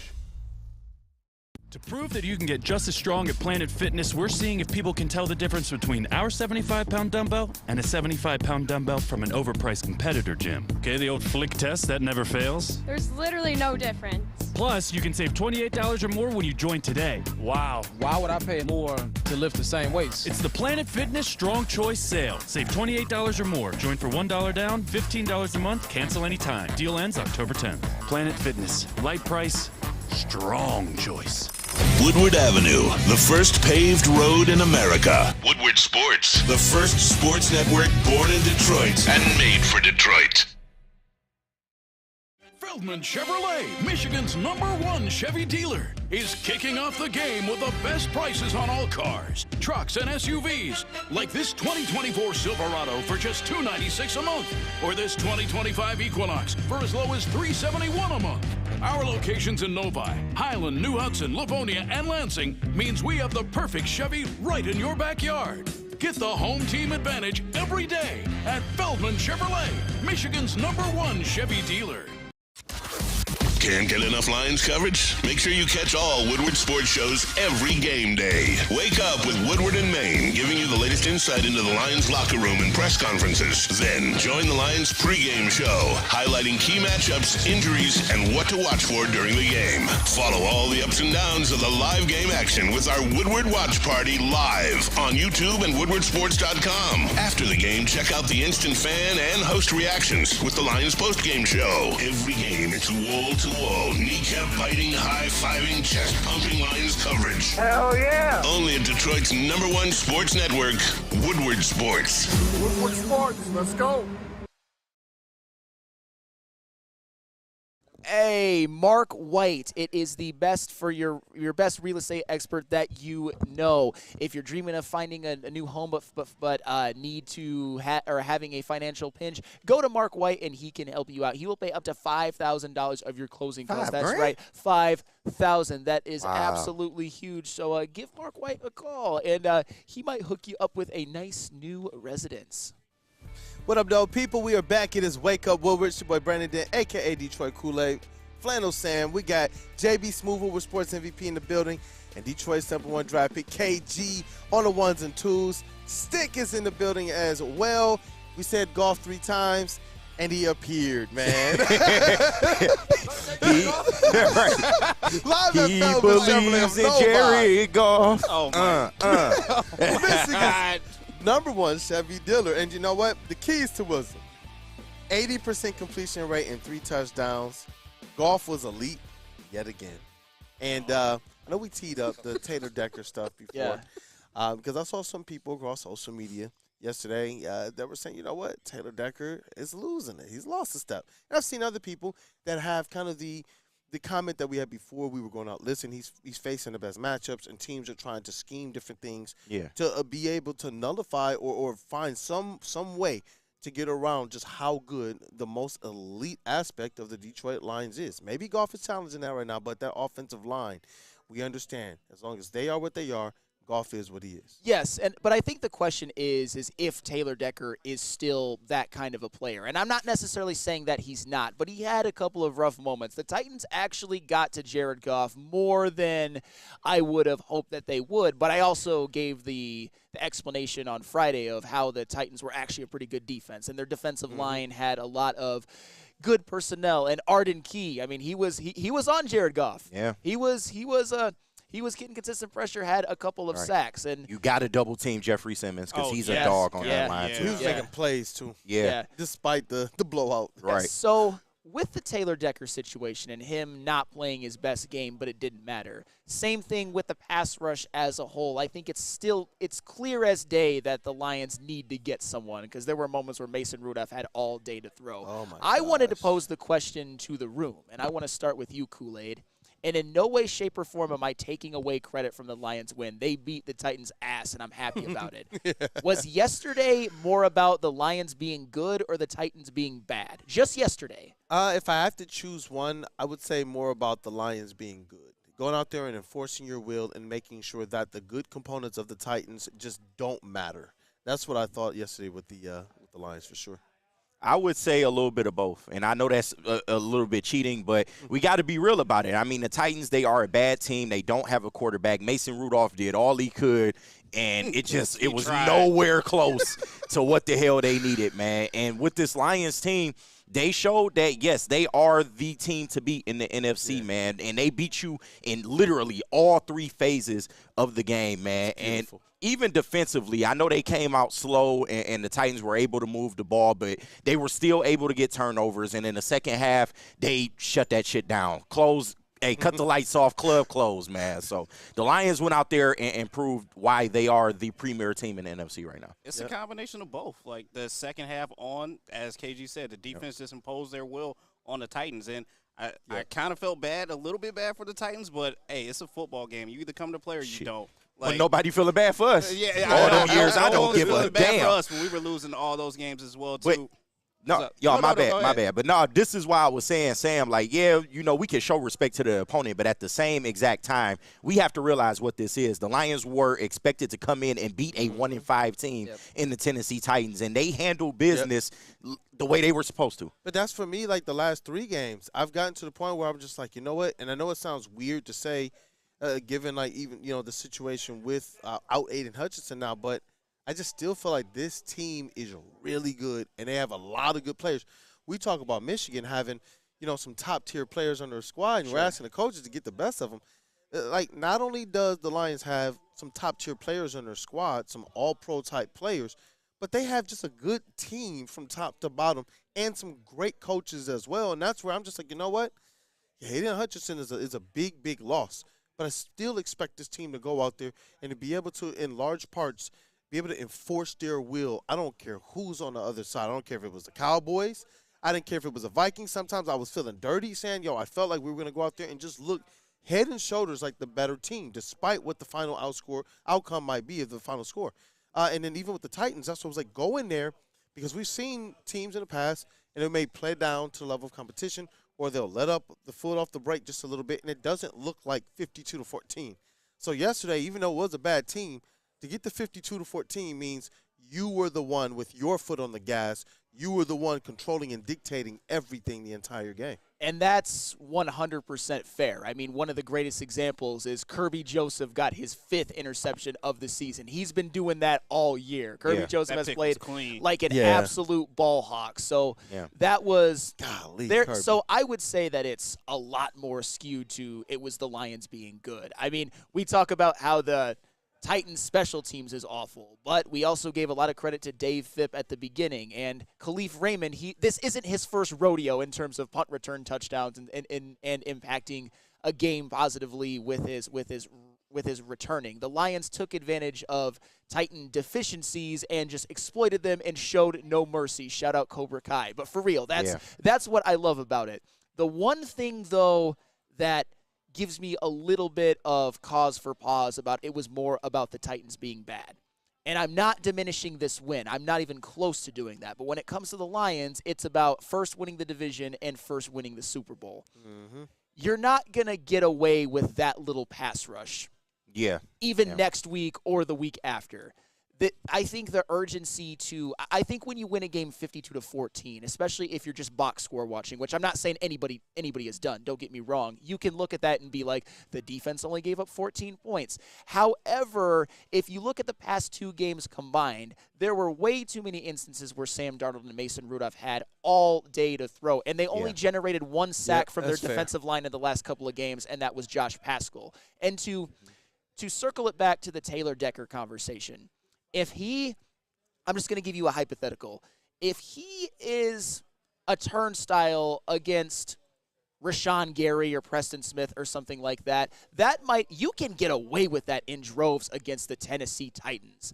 Against the Packers, if you want to try to pull that with like a Will Anderson or a Danielle Hunter, that's not necessarily going to work. So you take this win, you're happy about it, you love the fact that you took advantage of all the Titans' weaknesses and pounded them. Yeah. But the urgency to get another guy, I think, has been more amplified, especially I know that sounds a little bit of contradictory because they just won 52-14, but it's even more amplified after that game. It's not contradictory. Even the chat is agreeing. Everybody knows this team needs a pass rush. Dan Miller, as the broadcast was wrapping up, said, like, yeah, good win. But you just can't, with a win that's as stress-free as this, is just a glaring hole at defensive end. Like, you got to get some type of pass rush on that quarterback. It was cool to him say that. And the real K77 said, we still need to get an edge rusher. Yeah. Screw this committee. Clearly. And can we put the James Houston thing to bed? And that's disappointing. That's disappointing, bro. It was, man. And not to say he got some pressure on Mason Rudolph, but we've now had 2 games to really see James Houston at work. And I just don't think he has it, man. A lot of people think it's just him. I think he just hasn't been the same coming back from that injury. He doesn't appear to have the same bend and getting off the line with that same burst that he once had. I just don't think he's good enough. And this was a game that you were without Josh Paschal, so you were expecting him to step up more than anybody else. And he just doesn't seem to have it anymore. So I think we should put the James Houston talk to bed. Absolutely, you should put it to bed. I said that this was a make or break game because I laid out how the Titans, they don't have a good offensive line. It's one of the worst in the NFL. And don't get me wrong, they're trying to address it by they got Peter Skoronski, and then they have rookie J.C. Latham, who they drafted high in the first round. But they're still young players. They don't have a good offensive line as of right now. This was the day for James Houston to really make his impact or maybe go to the practice squad. I hate to say that because you're not going to be – you've got a nice little gauntlet coming up with these next couple of games at Green Bay and at Houston. You can't – James Houston's unplayable right now. I hate to say it. He's not good enough. He just is. And you know what? The coaches knew, and they've always know way better than us. And that's why he was where he was on the depth chart. And he gets this opportunity not just because someone got injured, but because the Detroit Lions are still, like we already know, they're going to be looking for what they can do to try and solidify their pass rush before the trade deadline. We all know that. So you had this opportunity right now where they knew, hey, before the trade deadline, we can give some people some opportunities because we know how we can scheme up some dubs against the lowly Vikings and the Titans. Right. I had one of the craziest. Okay, they're not. I see what you did. They looking lowly now. I take my shot. Listen, I mean, the Vikings looking lowly now. I had one of the craziest typos. I looked at it later. It was cracking up. I put Detroit Lions defeated the Misery Vikings. The Misery Vikings. Oh, damn. I mean, if you want to change the Titans to the Misery Titans, I don't even think social media. The Lions might have started the spiral on them, though. They might have. Maybe. Yeah. For real. But that's when you look at everything that's going right and everything that's set up for you and the skill set that we believe James Houston possessed, that's where you're just like, this is really disappointing. It's not just putting it to rest. It's just like, okay, this was already put to rest. For us as fans, we got to put it to rest. Dan Campbell showed us right from the beginning of the season exactly what James Houston was, where he was on the depth chart, what they believed, and he said it. There were some things that they wanted him to do. And we said, well, just make it simple for him. They made it simple for him. Yeah. Still not able to produce. And it's disappointing because all of us wanted to see him come through. All of us wanted to see it. And I think this whole edge rusher situation really highlights how difficult of a job it is to be an NFL GM, because Brad Holmes is probably thinking, and don't get me wrong, injuries are a part of the NFL. in a way that is almost unique to football. I know injuries happen in baseball and basketball and hockey, but the NFL, it really is highlighted. Brad Holmes did everything that he could to assemble a team that was the best team in the NFL. They, like, at the edge rusher position, the only thing that's gotten in the way is injuries. Imagine how happy we would be with this team, and we're thrilled with this team. Imagine if they even just had healthy Aiden Hutchinson. Imagine if they had him and Marcus Davenport. Oh, but now there's urgency, despite the team that Brad Holmes has built, that if you don't get someone by the trade deadline, it could wreck everything. And that sounds a little doomsday, but as I said before, you're not getting away with this pass rush problem against competent teams even. Exactly. Certainly not Super Bowl level teams. And what was I saying leading up to the season? That I was super fired up to know that this team, right after losing to the 49ers, was in the locker room and on the podium saying we will be back.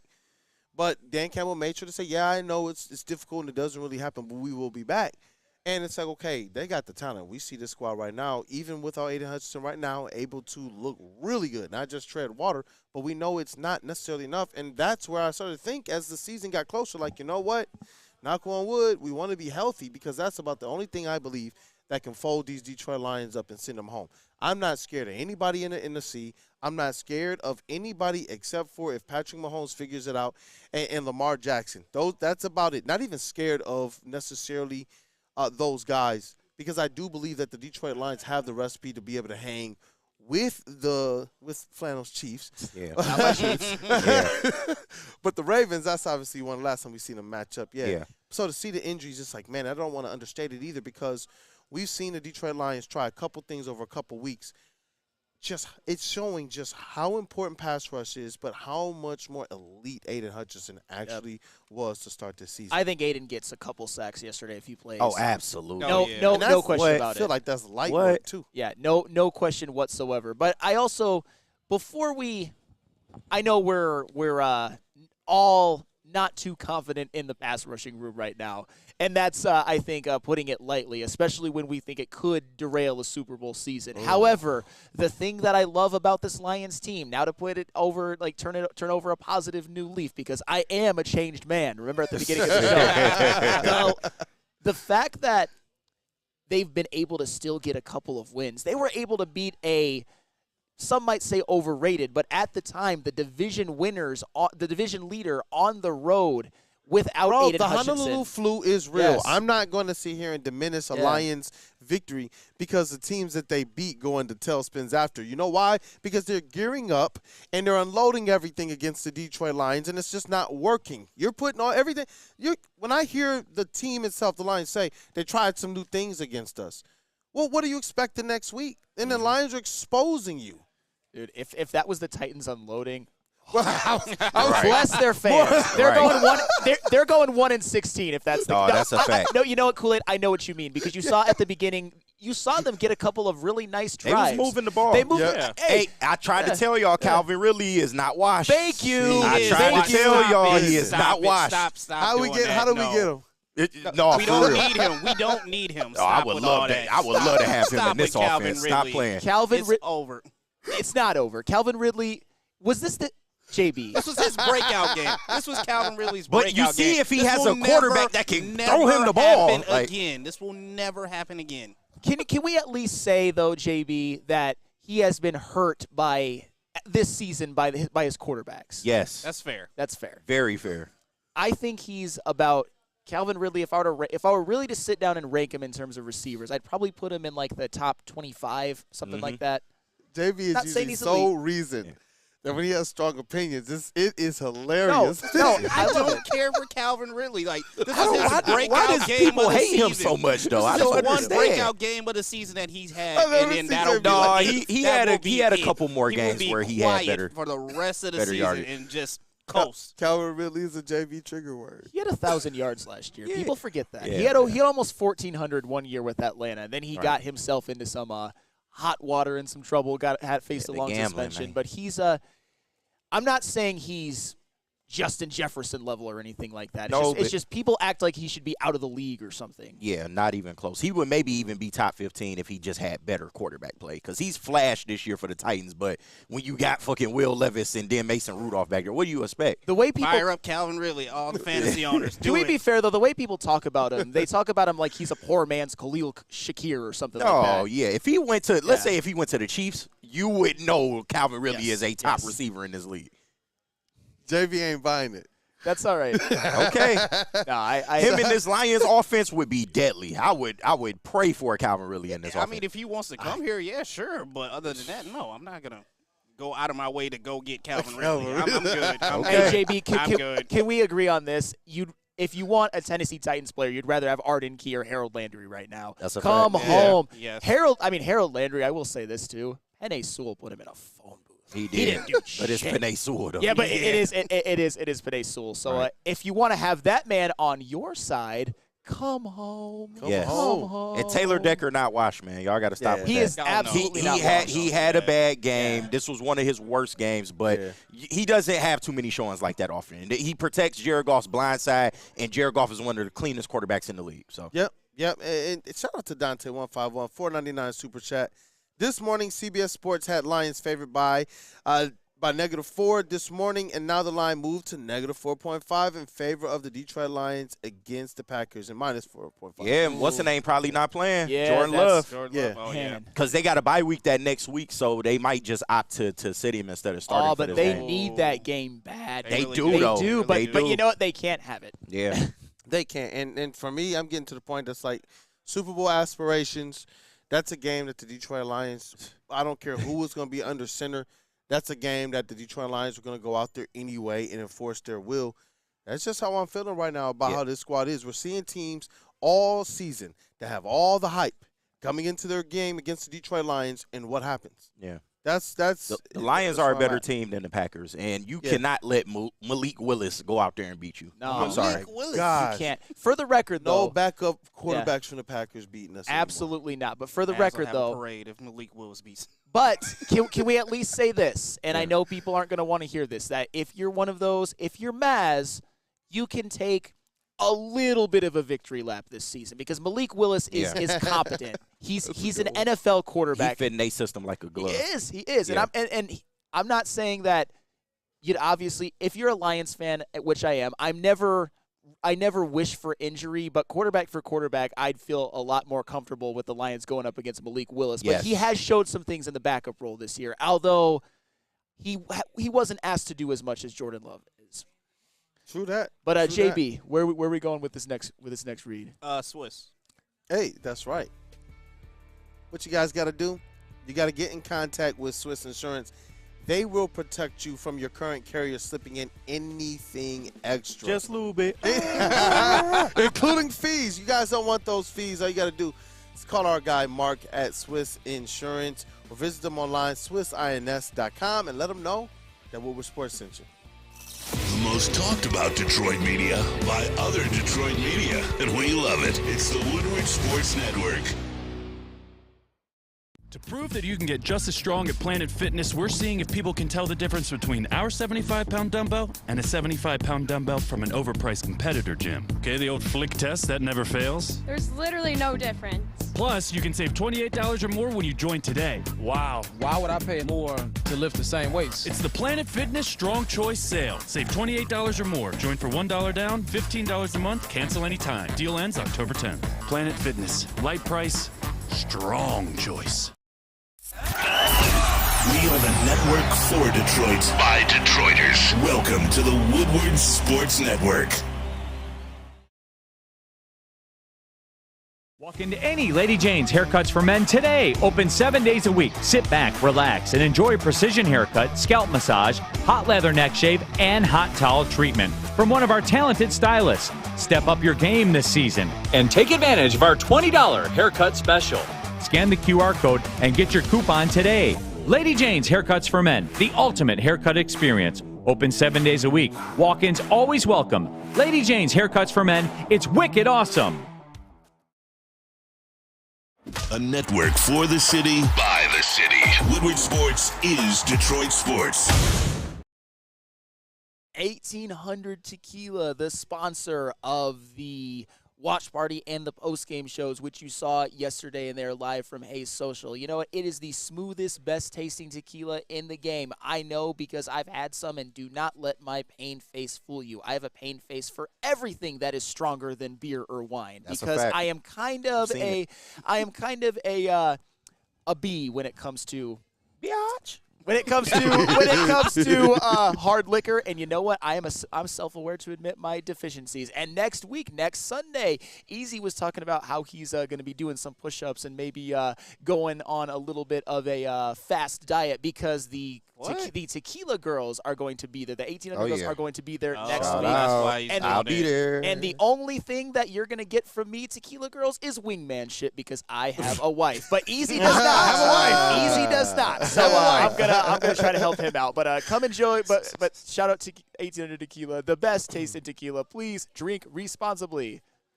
Drink responsibly. Hey, we are live at Feldman Chevrolet of Novi, Michigan's #1 Chevy dealer, celebrating a double victory Monday. Yeah. The University of Michigan Wolverines take down the Michigan State Spartans, and where all of us can kumbaya, the Detroit Lions run a rough shot over the Tennessee Titans, and it was beautiful. Still some things that we want to see cleaned up. Obviously, some additions that they're going to have to make to be able to bolster a Super Bowl run, but largely, what a great weekend of sports for most of us here in the state. Burns, he said, you know what, man, what? David Cabell, no Pistons talk today, guys. What's up with that? We did talk a little bit of Pistons to start at the beginning. Season, but on a victory Monday is generally Detroit Lions. And with rivalry week, it's going to be Michigan State. I was about to say. Hey, the they Pistons came didn't close. win. They came close against Boston. No. They did. They were within. They were close. They could have won. They almost caught them slipping. Yeah, and the Red Wings, they got a point against Edmonton. But We'll take if it. you want to be on Victory Monday, you got to get a victory over the weekend. You so, do? Shout out to, I think those teams showed me a little bit this weekend, especially the Pistons, because the Celtics, they are a wagon. Yeah, they are. But Joe Mazzulla's statements on the Pistons, the differences already between this year and last year. Yeah. I love them. We're going to talk about them. And he is Maybe turning. we'll talk about it a little bit tomorrow. If you're watching them, you can clearly see a difference in this team because those games last year probably would be blowouts. You know, they are competing with every team that they are playing, damn near every possession. They just got to get more from their veterans. That's it. And that backcourt is on point. I just asked, just real quick, before we bring up this super chat from Byrne. I asked Terry Bickerstaff, and I'm just laughing because I know you guys will understand the importance of this. I see your smile too. I asked him just, hey man, this backcourt, man, I feel like you figured this thing out. Yeah. He was like, yeah, you know, they can work, they can this, they can that. And then the staggering and all of that, because I asked him even too, like, so you know the staggering aspect of this thing, yeah, of course, you know, and I just wanted to ask kind of, and we'll play the audio tomorrow. I just wanted to ask you that basic, because y'all I don't put it all out there. Y'all understand what it was about the Jaden Ivey conversation last year during media availability. And he just gave me JB Bickerstaff gave a full open answer. Oh, wow. What a concept. Really? What a concept. I'm telling you, last year it was very difficult to get any commentary about Jaden Ivey. And this one, it was just like, yo, JB Bickerstaff had to have a plan. When he was told about this job, he was probably sitting here like, of course I know what to do with Cade and Jaden. Now we see this backcourt looking really good. But any more comments on Pistons before I read this super chat? I love the Pistons. Yeah, go ahead. And they lost. They going to be okay, man. Yeah. They going through a really tough stretch in their schedule right now. The NBA schedule makers do not like us for whatever reason. But once they come up out of this, they have some very winnable games, and I expect them to get back on that. Like back you on said, the horse. You expect to see some 500 About stretches. an elongated stretch of about 500 basketball. Let's rock, man. We might have to find a segment for him tomorrow. Hey, maybe. Yeah. Burn $5 super chat to get us back on Lions. If the Lions beat the Packers, they will want to be one of only 3 teams in Lions history to start 7-1. Same if they go 8-1. No one has started 9-1. I'm gonna slow my roll. And you know what?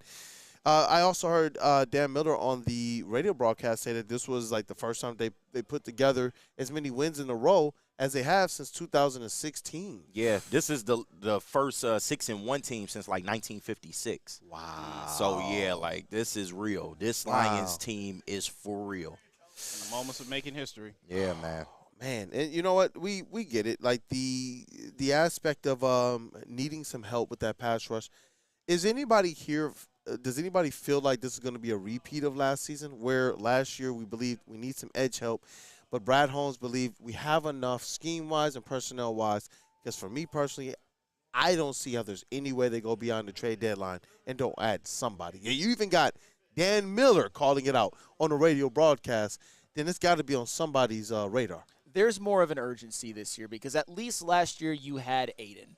Right, and you saw how important he played in the first couple of playoff games. And the expectations were just different last year. You just needed the division. Now, the run that they went on, absolutely amazing. Nobody really expected them to get all the way to the NFC Championship. But the expectations this year, like, especially with them starting 6-1 and with showing a target on your back from the beginning. Exactly, and showing that they are for real. They are the real deal. They are a Super Bowl contender in the NFC. There is definitely more of an urgency this year to make a move. I mean, despite all of the injuries that the Lions have undertook, and it's not just Aiden, if you plucked him onto this team right now and there were no other changes, like Davenport was still hurt, Barnes was still hurt, Iffy, all of that, they'd still be the best team in the NFL.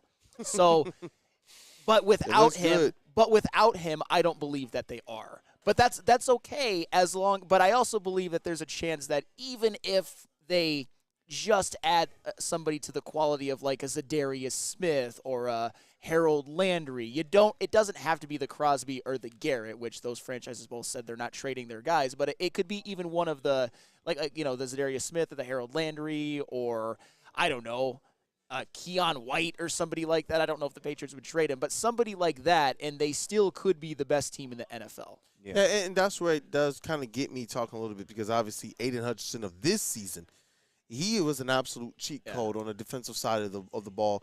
When you're losing him, we've seen how the Lions have tried to, by committee, all the way around, with special teams stepping up, the offense playing dang near perfect, and the defense by committee and AG scheming up things, trying to make up for the loss of Aiden Hutchinson. So, personally, adding one player can add a lot to this defense. But are there any other places that you believe the Lions need to shore up to make sure they can bolster this run? Because you're not adding Aiden Hutchinson back. You're going to add somebody who's at a lesser quality or skill set. And so do they also need to go and bolster somewhere else, whether it be, I think, wide receiver, they're straight now. I have far less questions about that. They was always straight there. but is it Yeah. Is it I think I underrated largely Khalif Raymond. Yeah. And Tim Patrick, obviously when they brought him in, that makes a huge difference too. And no one knew that J-Mo was going to be that big play, absolute big play target. But you're right. Largely, I underestimated that room. But is there any other places? Because obviously some people are concerned about the offensive line a little bit more than I am. But is there something else they also need to do? If it's anything, it would be just like backups. Yeah. I mean, on the offensive line. But as far as starters goes, I will say this. If the Malcolm Rodriguez injury is anything which keeps him out for multiple weeks, if you parlay that with Derek Barnes, I'm not saying that they have to get somebody, but that's something that could also be concerning. But as far as the starters goes, I just think they need to add an edge rusher, and they'll be fine. At the absolute least, Brad Holmes would have done all that he could. Yeah. Now it's up to the players to execute. They can make do with the linebacker room. I'm not necessarily worried about that. Of course, if Rodrigo goes down, that is a blow, but I think they'll be able to supplement. To me, it's only pass rusher. I mean, and whether you want to get a starter and a backup, because what we keep forgetting to realize is that they have lost both of their starting defensive ends, man. That is Marcus Davenport and Hutch, man. That's a huge blow. These are two people that you expected to be there for the long term. Now, Marcus Davenport playing at a high level. Exactly. Marcus Davenport kind of expected with the injury history, but nobody saw this Hutch thing coming. So, and you add Josh Pascal, somebody you know who's dealing with his cancer diagnosis, somebody that you kind of was relying on to be a key backup as well. I think you need to add either a significant addition to this edge rushing room or get multiple bodies, because that's the only way you're going to be able to make it going down the stretch here, because you're not going to see it right now, but as the season closes and getting into the playoffs, that's when your pass rush will get exposed. So I need them to go make a move. I would take quality over quantity, but if they just want to add bodies, I'm not mad at that either. I agree with that, and I agree with what you were saying as well. Randall Smalls, though, tell me if you guys agree with this. Nowaski will pick up the slack. And Nowaski's been good. He's not enough. No, you know what? You know what bothers me about that? Because I actually think Rando Smalls is being serious. He might be. All due respect to Trevor Nowaski. This is why we got to educate him. That's all. Yeah. Like, Nowaski's been great. Don't get me wrong. Nash. Nowaski has been a blessing surprise, too. Yes, he's a blessing and a surprise as somebody who can make a couple of plays, but he is not. Yeah. You need We're talking about a Super Bowl. Yeah, we're talking about Yeah, Super Bowl. this is different. It goes back to what we were discussing all off season. It goes back to what Stick was talking about yesterday on the postgame show. As fans, what is the expectation? What's our perspective? Who and how are we supposed to be as fans of a team now with Super Bowl expectations? And that's where it's different. Maybe in the past, as fans of the Lions, because we're trying to just win a playoff game or get there, maybe, wow, Nowaski. We remember those types of players popped up all the time. Mm-hmm. We love Fourier. We love Circus Kirkus. We love those types of players. But when you're talking about a Super Bowl now, we need somebody that can help us punch that ticket, and it's a much higher talent They're level backups than that. for a reason. Yeah. Like, let's just be real. We love our backups And I'm here. trying to Don't be get nice, me too, wrong, about but it. they But you're are right. backups for a reason. And this is the most on-brand thing ever for me. I would ask you guys to speak for yourself on Fourier. You wasn't a Joe Paul fan? No. Of course. You didn't like the dances? No, I didn't. Because he had he'd have like He don't like Joseph Fourier. Right. I know, right? Joe's big Lions legend, Joe Joseph Fourier. Fourier, man. You gotta stop playing with him. I love this. This speak for yourself. He's not even the Don Kelly of the Lions. He's lesser. What, did he trip over the dog? I don't know. Like that's hilarious. Yeah. If he would have just handed the ball to the referee, nobody would have even given a damn about him. Yeah. But that's funny. But I think a move is almost guaranteed at this point. But, like, what are y'all thoughts? Like, do they need to go get a bigger name? Because the more these injuries keep piling up, I feel like they need to go get somebody of substance, not just anybody. I mean, Harold Landry would be great, but I really feel like you can make a play for a Myles Garrett or somebody of that ilk. Maybe not Max Crosby, but you need to get a notable name in order, especially if it's just going to be one guy. It has to be a notable name. Do they need a couple players? Or is it just that one edge? Do they need to go and say, you know what, defensive end has taken some hits this year. Yeah. Or the defensive line, I'm sorry, has taken some hits this year.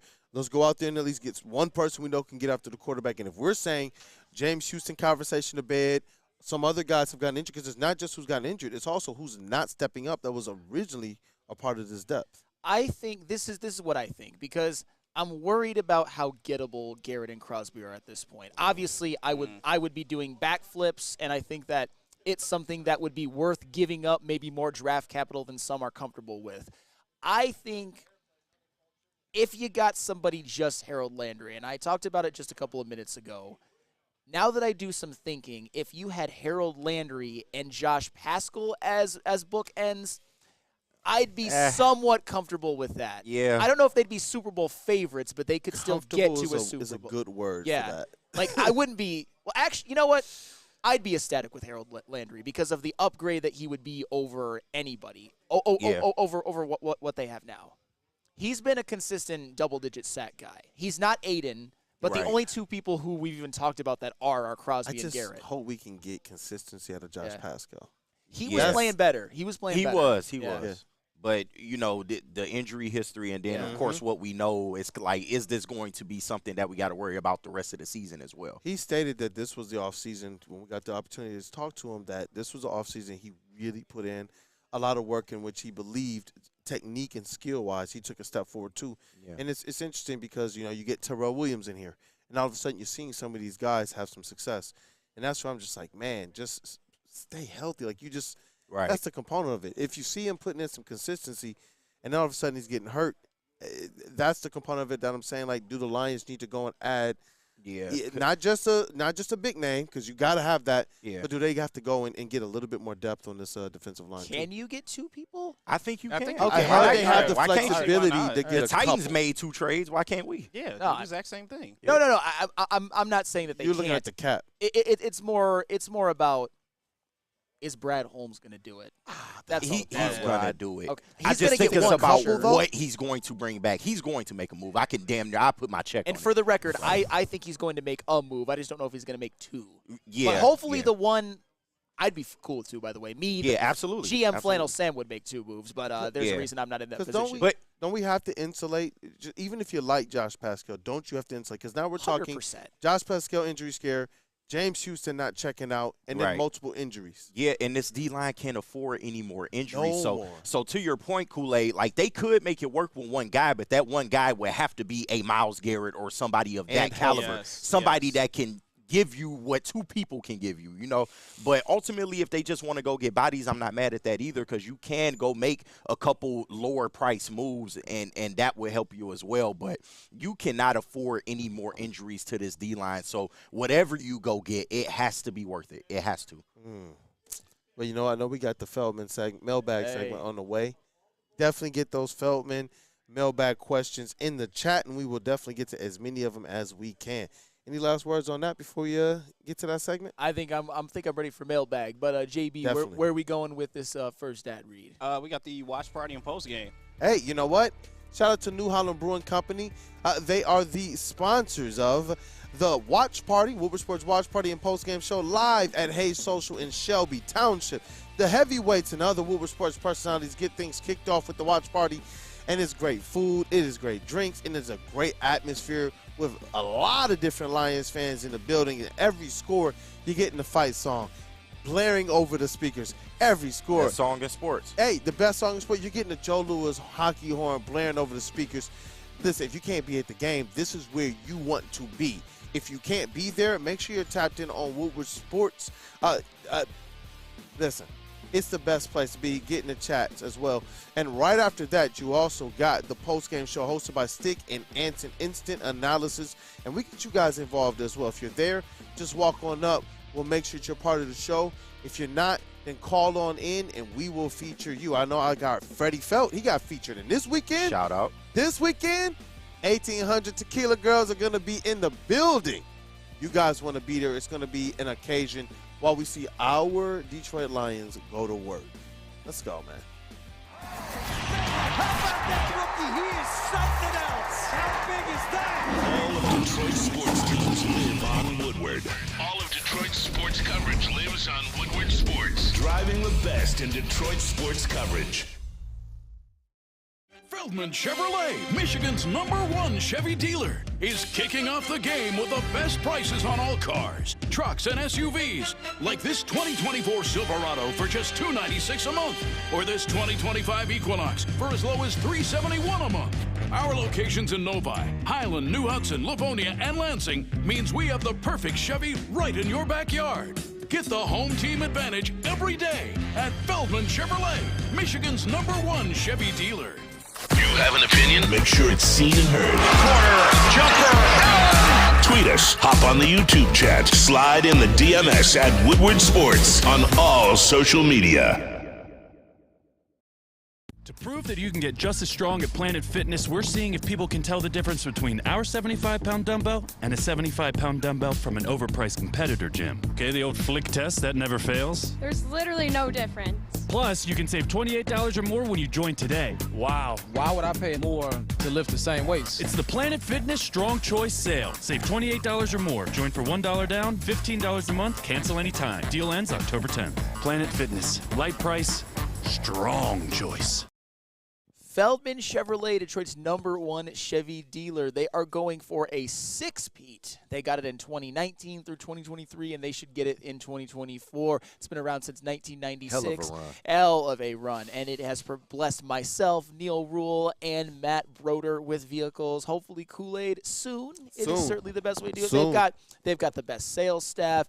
They hooked me up. I worked with JP and Francis, and they made everything seamless and easy. I was in and out in 3.5 hours. Neil Rule got his keys during his show on BDE. Oh, wow. That is great service. That's baller. Unbelievable. And you know what? If you guys have a disaster like me, my old car breaking down on the way to a Michigan-Ohio State basketball game, Feldman can save you. So visit Feldman Chevrolet today. And we are back, as you heard, live at Feldman Chevrolet of Novi, and that is Michigan's, this great state of Michigan's #1 Chevy dealership, and they take care of this great state. Getting here, the process, as you heard from Flannel, it's one of the best in the game, and they will take care of you, and you get a great ride in the process. Look at this vet, man. It's beautiful.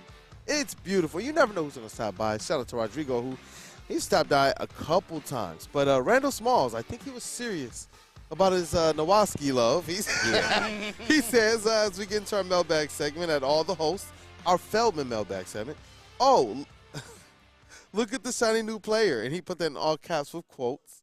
Always wanting a new toy to play with, not the way teams are built. It's not wanting a new toy to play with. Right. You're not Rando. We love you, Rando. Questionable on my end, but we still got love. I rock with you, Rando. Cool, Rando. No, but for real, Rando, look me in the eye and tell me that they can actually win a Super Bowl if they don't add somebody. Nowaski MVP. Yeah. I'm seeing a lot of that talk in the chat. Brad ain't getting a big name, and they'll just next man up it the whole time. That shit is cute. Are people for that, though? Cute, Are people for that? Please poll that real quick. What are you saying, brother? No, I'm just saying, I mean, it's cute on the surface. If we didn't have actual Super Bowl expectations and this team wasn't 6-1 and looking like the best team in the NFC, then maybe I'd be with you. But they got to do something, man. I don't think y'all realize the urgency on this defensive line. If they lose one more person, like, they are in danger of this tail spinning. Chad family, look, we got some ball knows on this squad that know a lot more ball than me. But please help me understand one thing. You guys aren't advocating for no help, just next man up, are you? That with Super Bowl aspirations. No. And I'm saying to the chat family, I'm hoping that that's not where it's at. I know where we all stand, because even I'm like, bro, go out there and not just get a standout, pass rusher, but get some depth as well while you're at it. And not when your next man up is Pat O'Connor or shout out Real K Collins in the chat, Isaiah Thomas. And Isaiah Thomas. Listen, Isaiah Thomas coming over? No, not Pistons. He showed up in the Zeke jersey yesterday to the game. That was legendary. It was, man. But that's not enough. He did have a good play out there, but ultimately, like I said, these are backups for a reason, man. They are not meant to sustain you long term, bro. So they got to do something. It's going to be Al-Qamin Muhammad who saves the day. Right. No, but seriously, to me, and this is with all due respect, that sounds like some little league stuff right there. Now, IT Hip says, I would rather just get two decent guys. Yeah. At the very least, Hitman 06 Lions need two players at defensive end just to cover the injuries to Hutch, Davenport, Pascal, and Barnes. They need defensive end and Sam linebacker too, and throw Houston into any trade. That's not – I don't know. Well, James Houston doesn't have trade value. That's what I'm saying. That's not we got to happening. stop throwing that up, too. James Houston is not garnering anything by himself in a trade. And that is sequel 2 to KG's James Houston book. That's it. He's not going anywhere in the trade. And up to this point, with all of the opportunity. Like, people, do people realize it's not just Aiden Hutchinson gone from the defensive line? Right. And I get it. It's not just players at his position that are gone. But this is an opportunity where you expect the cream to rise to the top. That's what I expect. Yeah. If you were what you were that first season, I expect in a time right now with all the opportunity that you would have shown something. Even if it's not showing out, you would have shown something. The few pressures, just like we see that from some of the other guys in rotation who it's just done. Like, it's done. Yeah. And who's trading for him? Nobody. I mean, and it's disappointing, though. We can't, as fans, keep getting caught up in the wins. Yes, they have been able to still win without a pass rush. But look at the teams that they went up against. Like, honestly, if the Titans had a better quarterback yesterday, we might have been in trouble that game. Just being real, because he had time to throw the football and was even able to escape the pocket. And that's another part that I kind of worry about, too. Once you get into the playoffs and you start facing more mobile quarterbacks, if you don't have any edge rush presence, then they will eat us alive, man. And I think people are just, they getting caught up in what it looks like right now. I promise you, later on in the season, it will burn you if you don't have a pass rush. I guarantee you that they are going to flip. The fans are going to flip. If a game comes across where we don't add another edge rusher and we get exposed, they're going to be and like, what are they going to be saying? Why didn't Brad Holmes trade for someone? Why didn't we get someone? What is not? Like, I know the wins look nice now, but still at the same time, you have to look for the future. I know next man up is supposed to be the mentality, but when your next man up doesn't produce like your top, you need to find someone else to replace him. Well, and I'm not in any way, shape, or form diminishing wins. I love them more than anything, but we even can look back at that Vikings game. And don't get me wrong, they were able to manufacture some pass rush at times. And Josh Pascal played in that game, and he had a sack. But I think sometimes, and I'm not accusing any of my fellow cohorts on this network, although I think there's some that could be accused of it, of acting like, oh my God, the Lions just murdered the Vikings. They made them their bitch and everything like that. It was a game-winning field goal with 18 seconds left. Great win. Yeah. But the Vikings, even on some drives, there were a lot of times where they gave Sam Darnold all day to throw. Yep. Right. See Stick over there. No. We need a camera on Stick. Right. I'm just saying that was a great win, but okay, here Here he goes. Great win. Stick is in the building. Wait, did we say his name? Did we? No, you didn't mention Jared Goff. Takes the headset. Just going to take the headset. Sorry, Kool-Aid. You had the hottest album of the year, but I got to interrupt right now.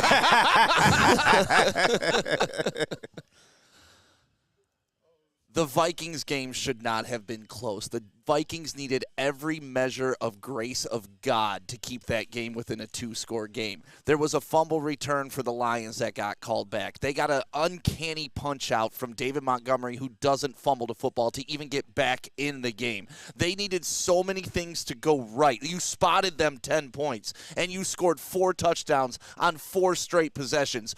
Do not tell me that there was any sign of dominance out of the Vikings team. No. They had 0 chance in the second half to win the game. They had 0 chance to come back. So the fact that, it was a last-second field goal, only because of a fluke play that got them there, right? Here's the context of it all. I don't think that that's a game that you can use to be like, they don't need a pass rusher. Yeah, that's fine. That's fine. That was my they point. do of it need a all. pass That was rush. my point. They do need a pass rush. But I've dealt with so many Vikings fans over the past week that want to say, well, you guys barely beat us. It was only a field goal. What? It was in your house. It was without our best defensive player. You came off a bye week. We didn't have our full strength. We spotted you 10 points. You needed a fluke to stay in the game. Like, what? Yeah. What more did you? It was laid out for you to beat the Lions, and you fumbled it. You fumbled it away. You suck, Vikings. That's a you fact. suck, Viking fans. You now have lost 2 games in 4 days, right? Yeah. So, I mean, everybody who is coming at me, the Vikings are 5-0. They're a good team. They're a playoff team. They're a Super Bowl contender. Sam Darnold for MVP. Like, guys, what the fuck are you watching that I'm not? Yeah. Like, honestly, I've seen Sam Darnold play his whole career. He's Sam Darnold. He's not just going to evolve into Jared Goff. It's not going to happen. It's not going to happen. So, yeah, Vikings shouldn't have been in that game, period. Yeah.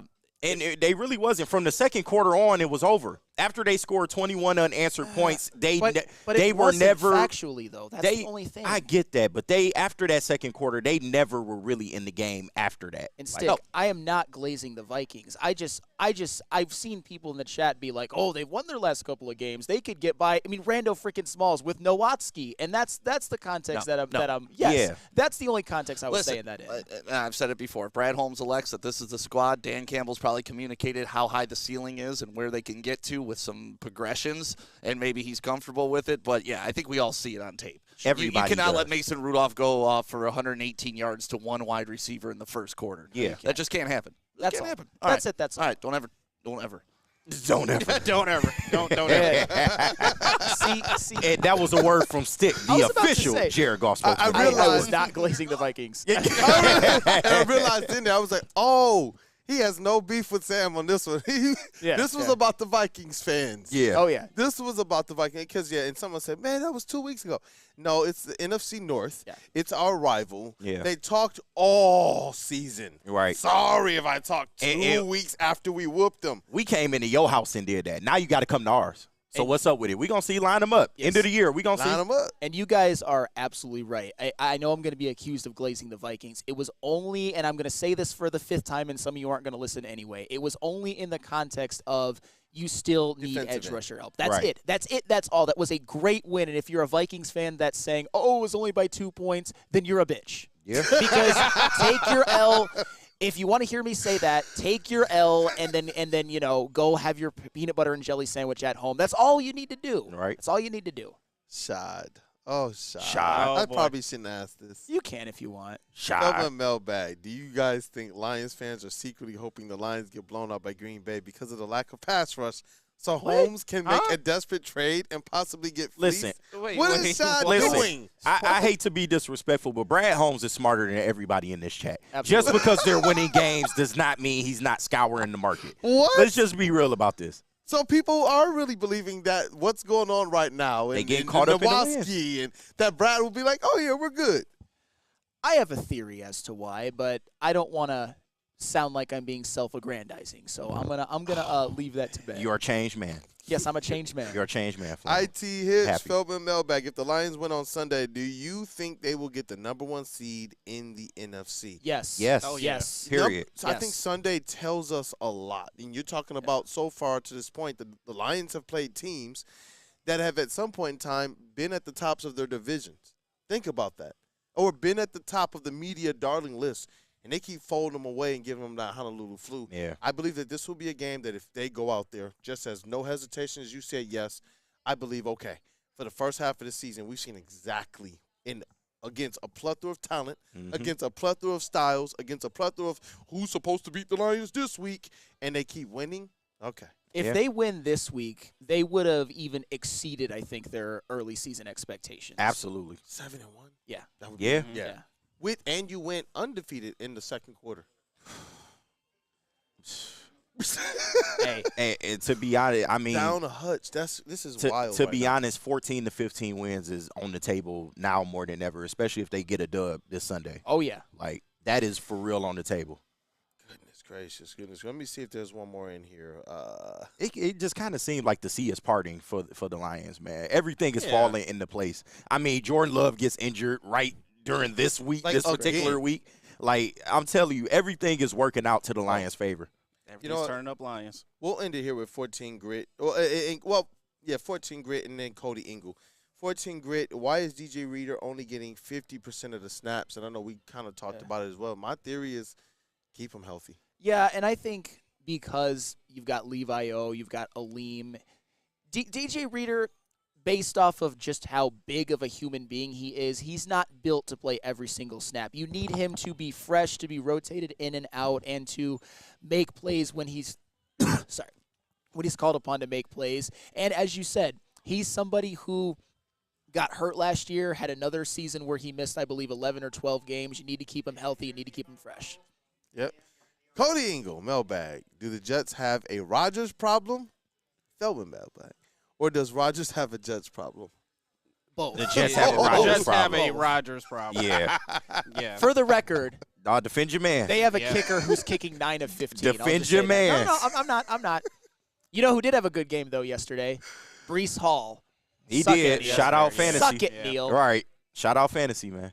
Leading receiver amongst running backs in the entire NFL. But that dude's just terrible. He's never done anything in his career.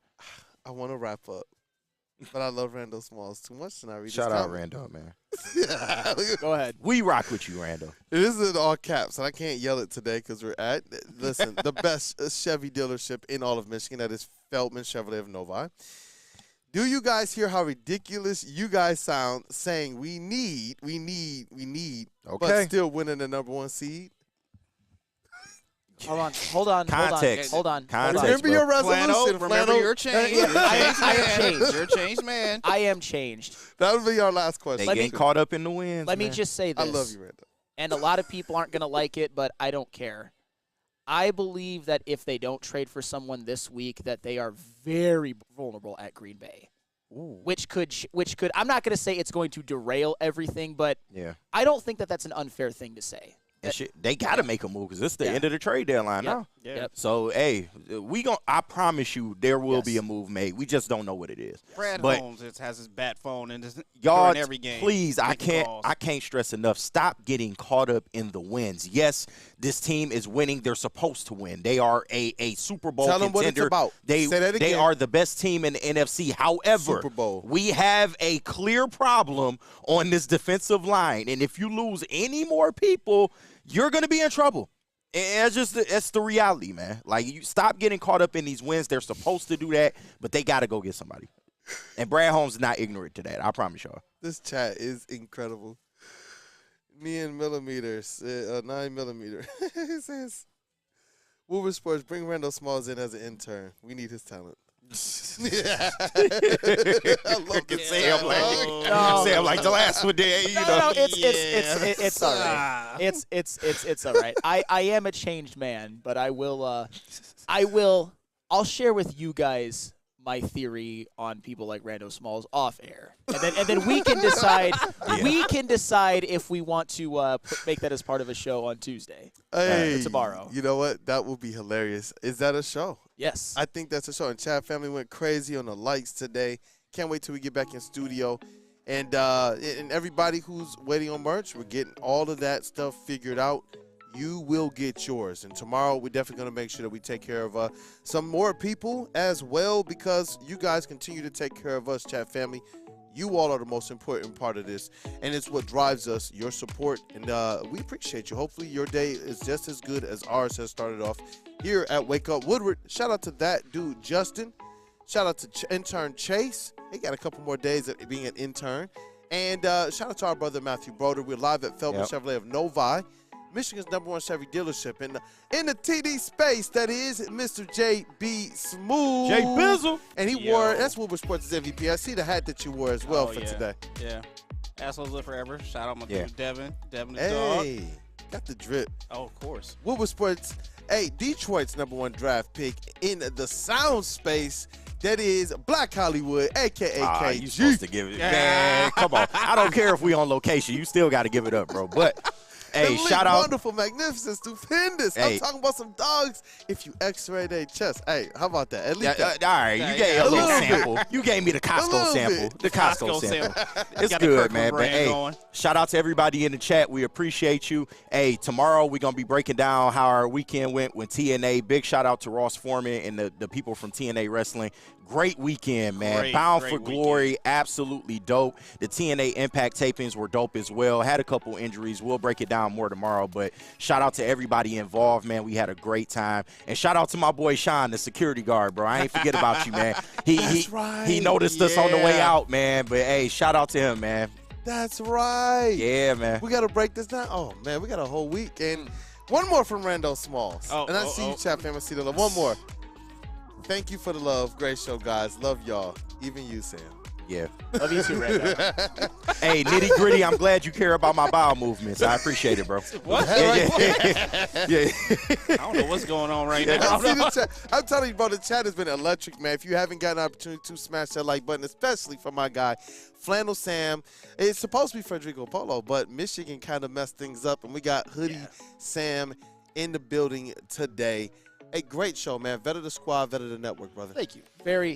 It was fun, man. So many victories. Winning never gets old, does it? No. It never gets old. Let's keep it going, Detroit Lions. It's your boy Brandon Day, a.k.a. Detroit Kool-Aid, your credentialed Pistons reporter and writer.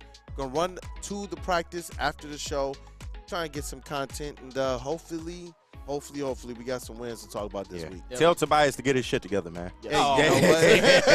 Respectfully. Tobias, man. Respectfully. I think something tells me he'll definitely get there. I agree. Hey, you know what? This has been Wake Up Woodward. We hope that you guys have a blessed day. Thank you for supporting us, man. Hey, go Lions. Hello, Lions fans. Here at the Lions game, looking for a win. Big night from golf. Go Lions and Tigers.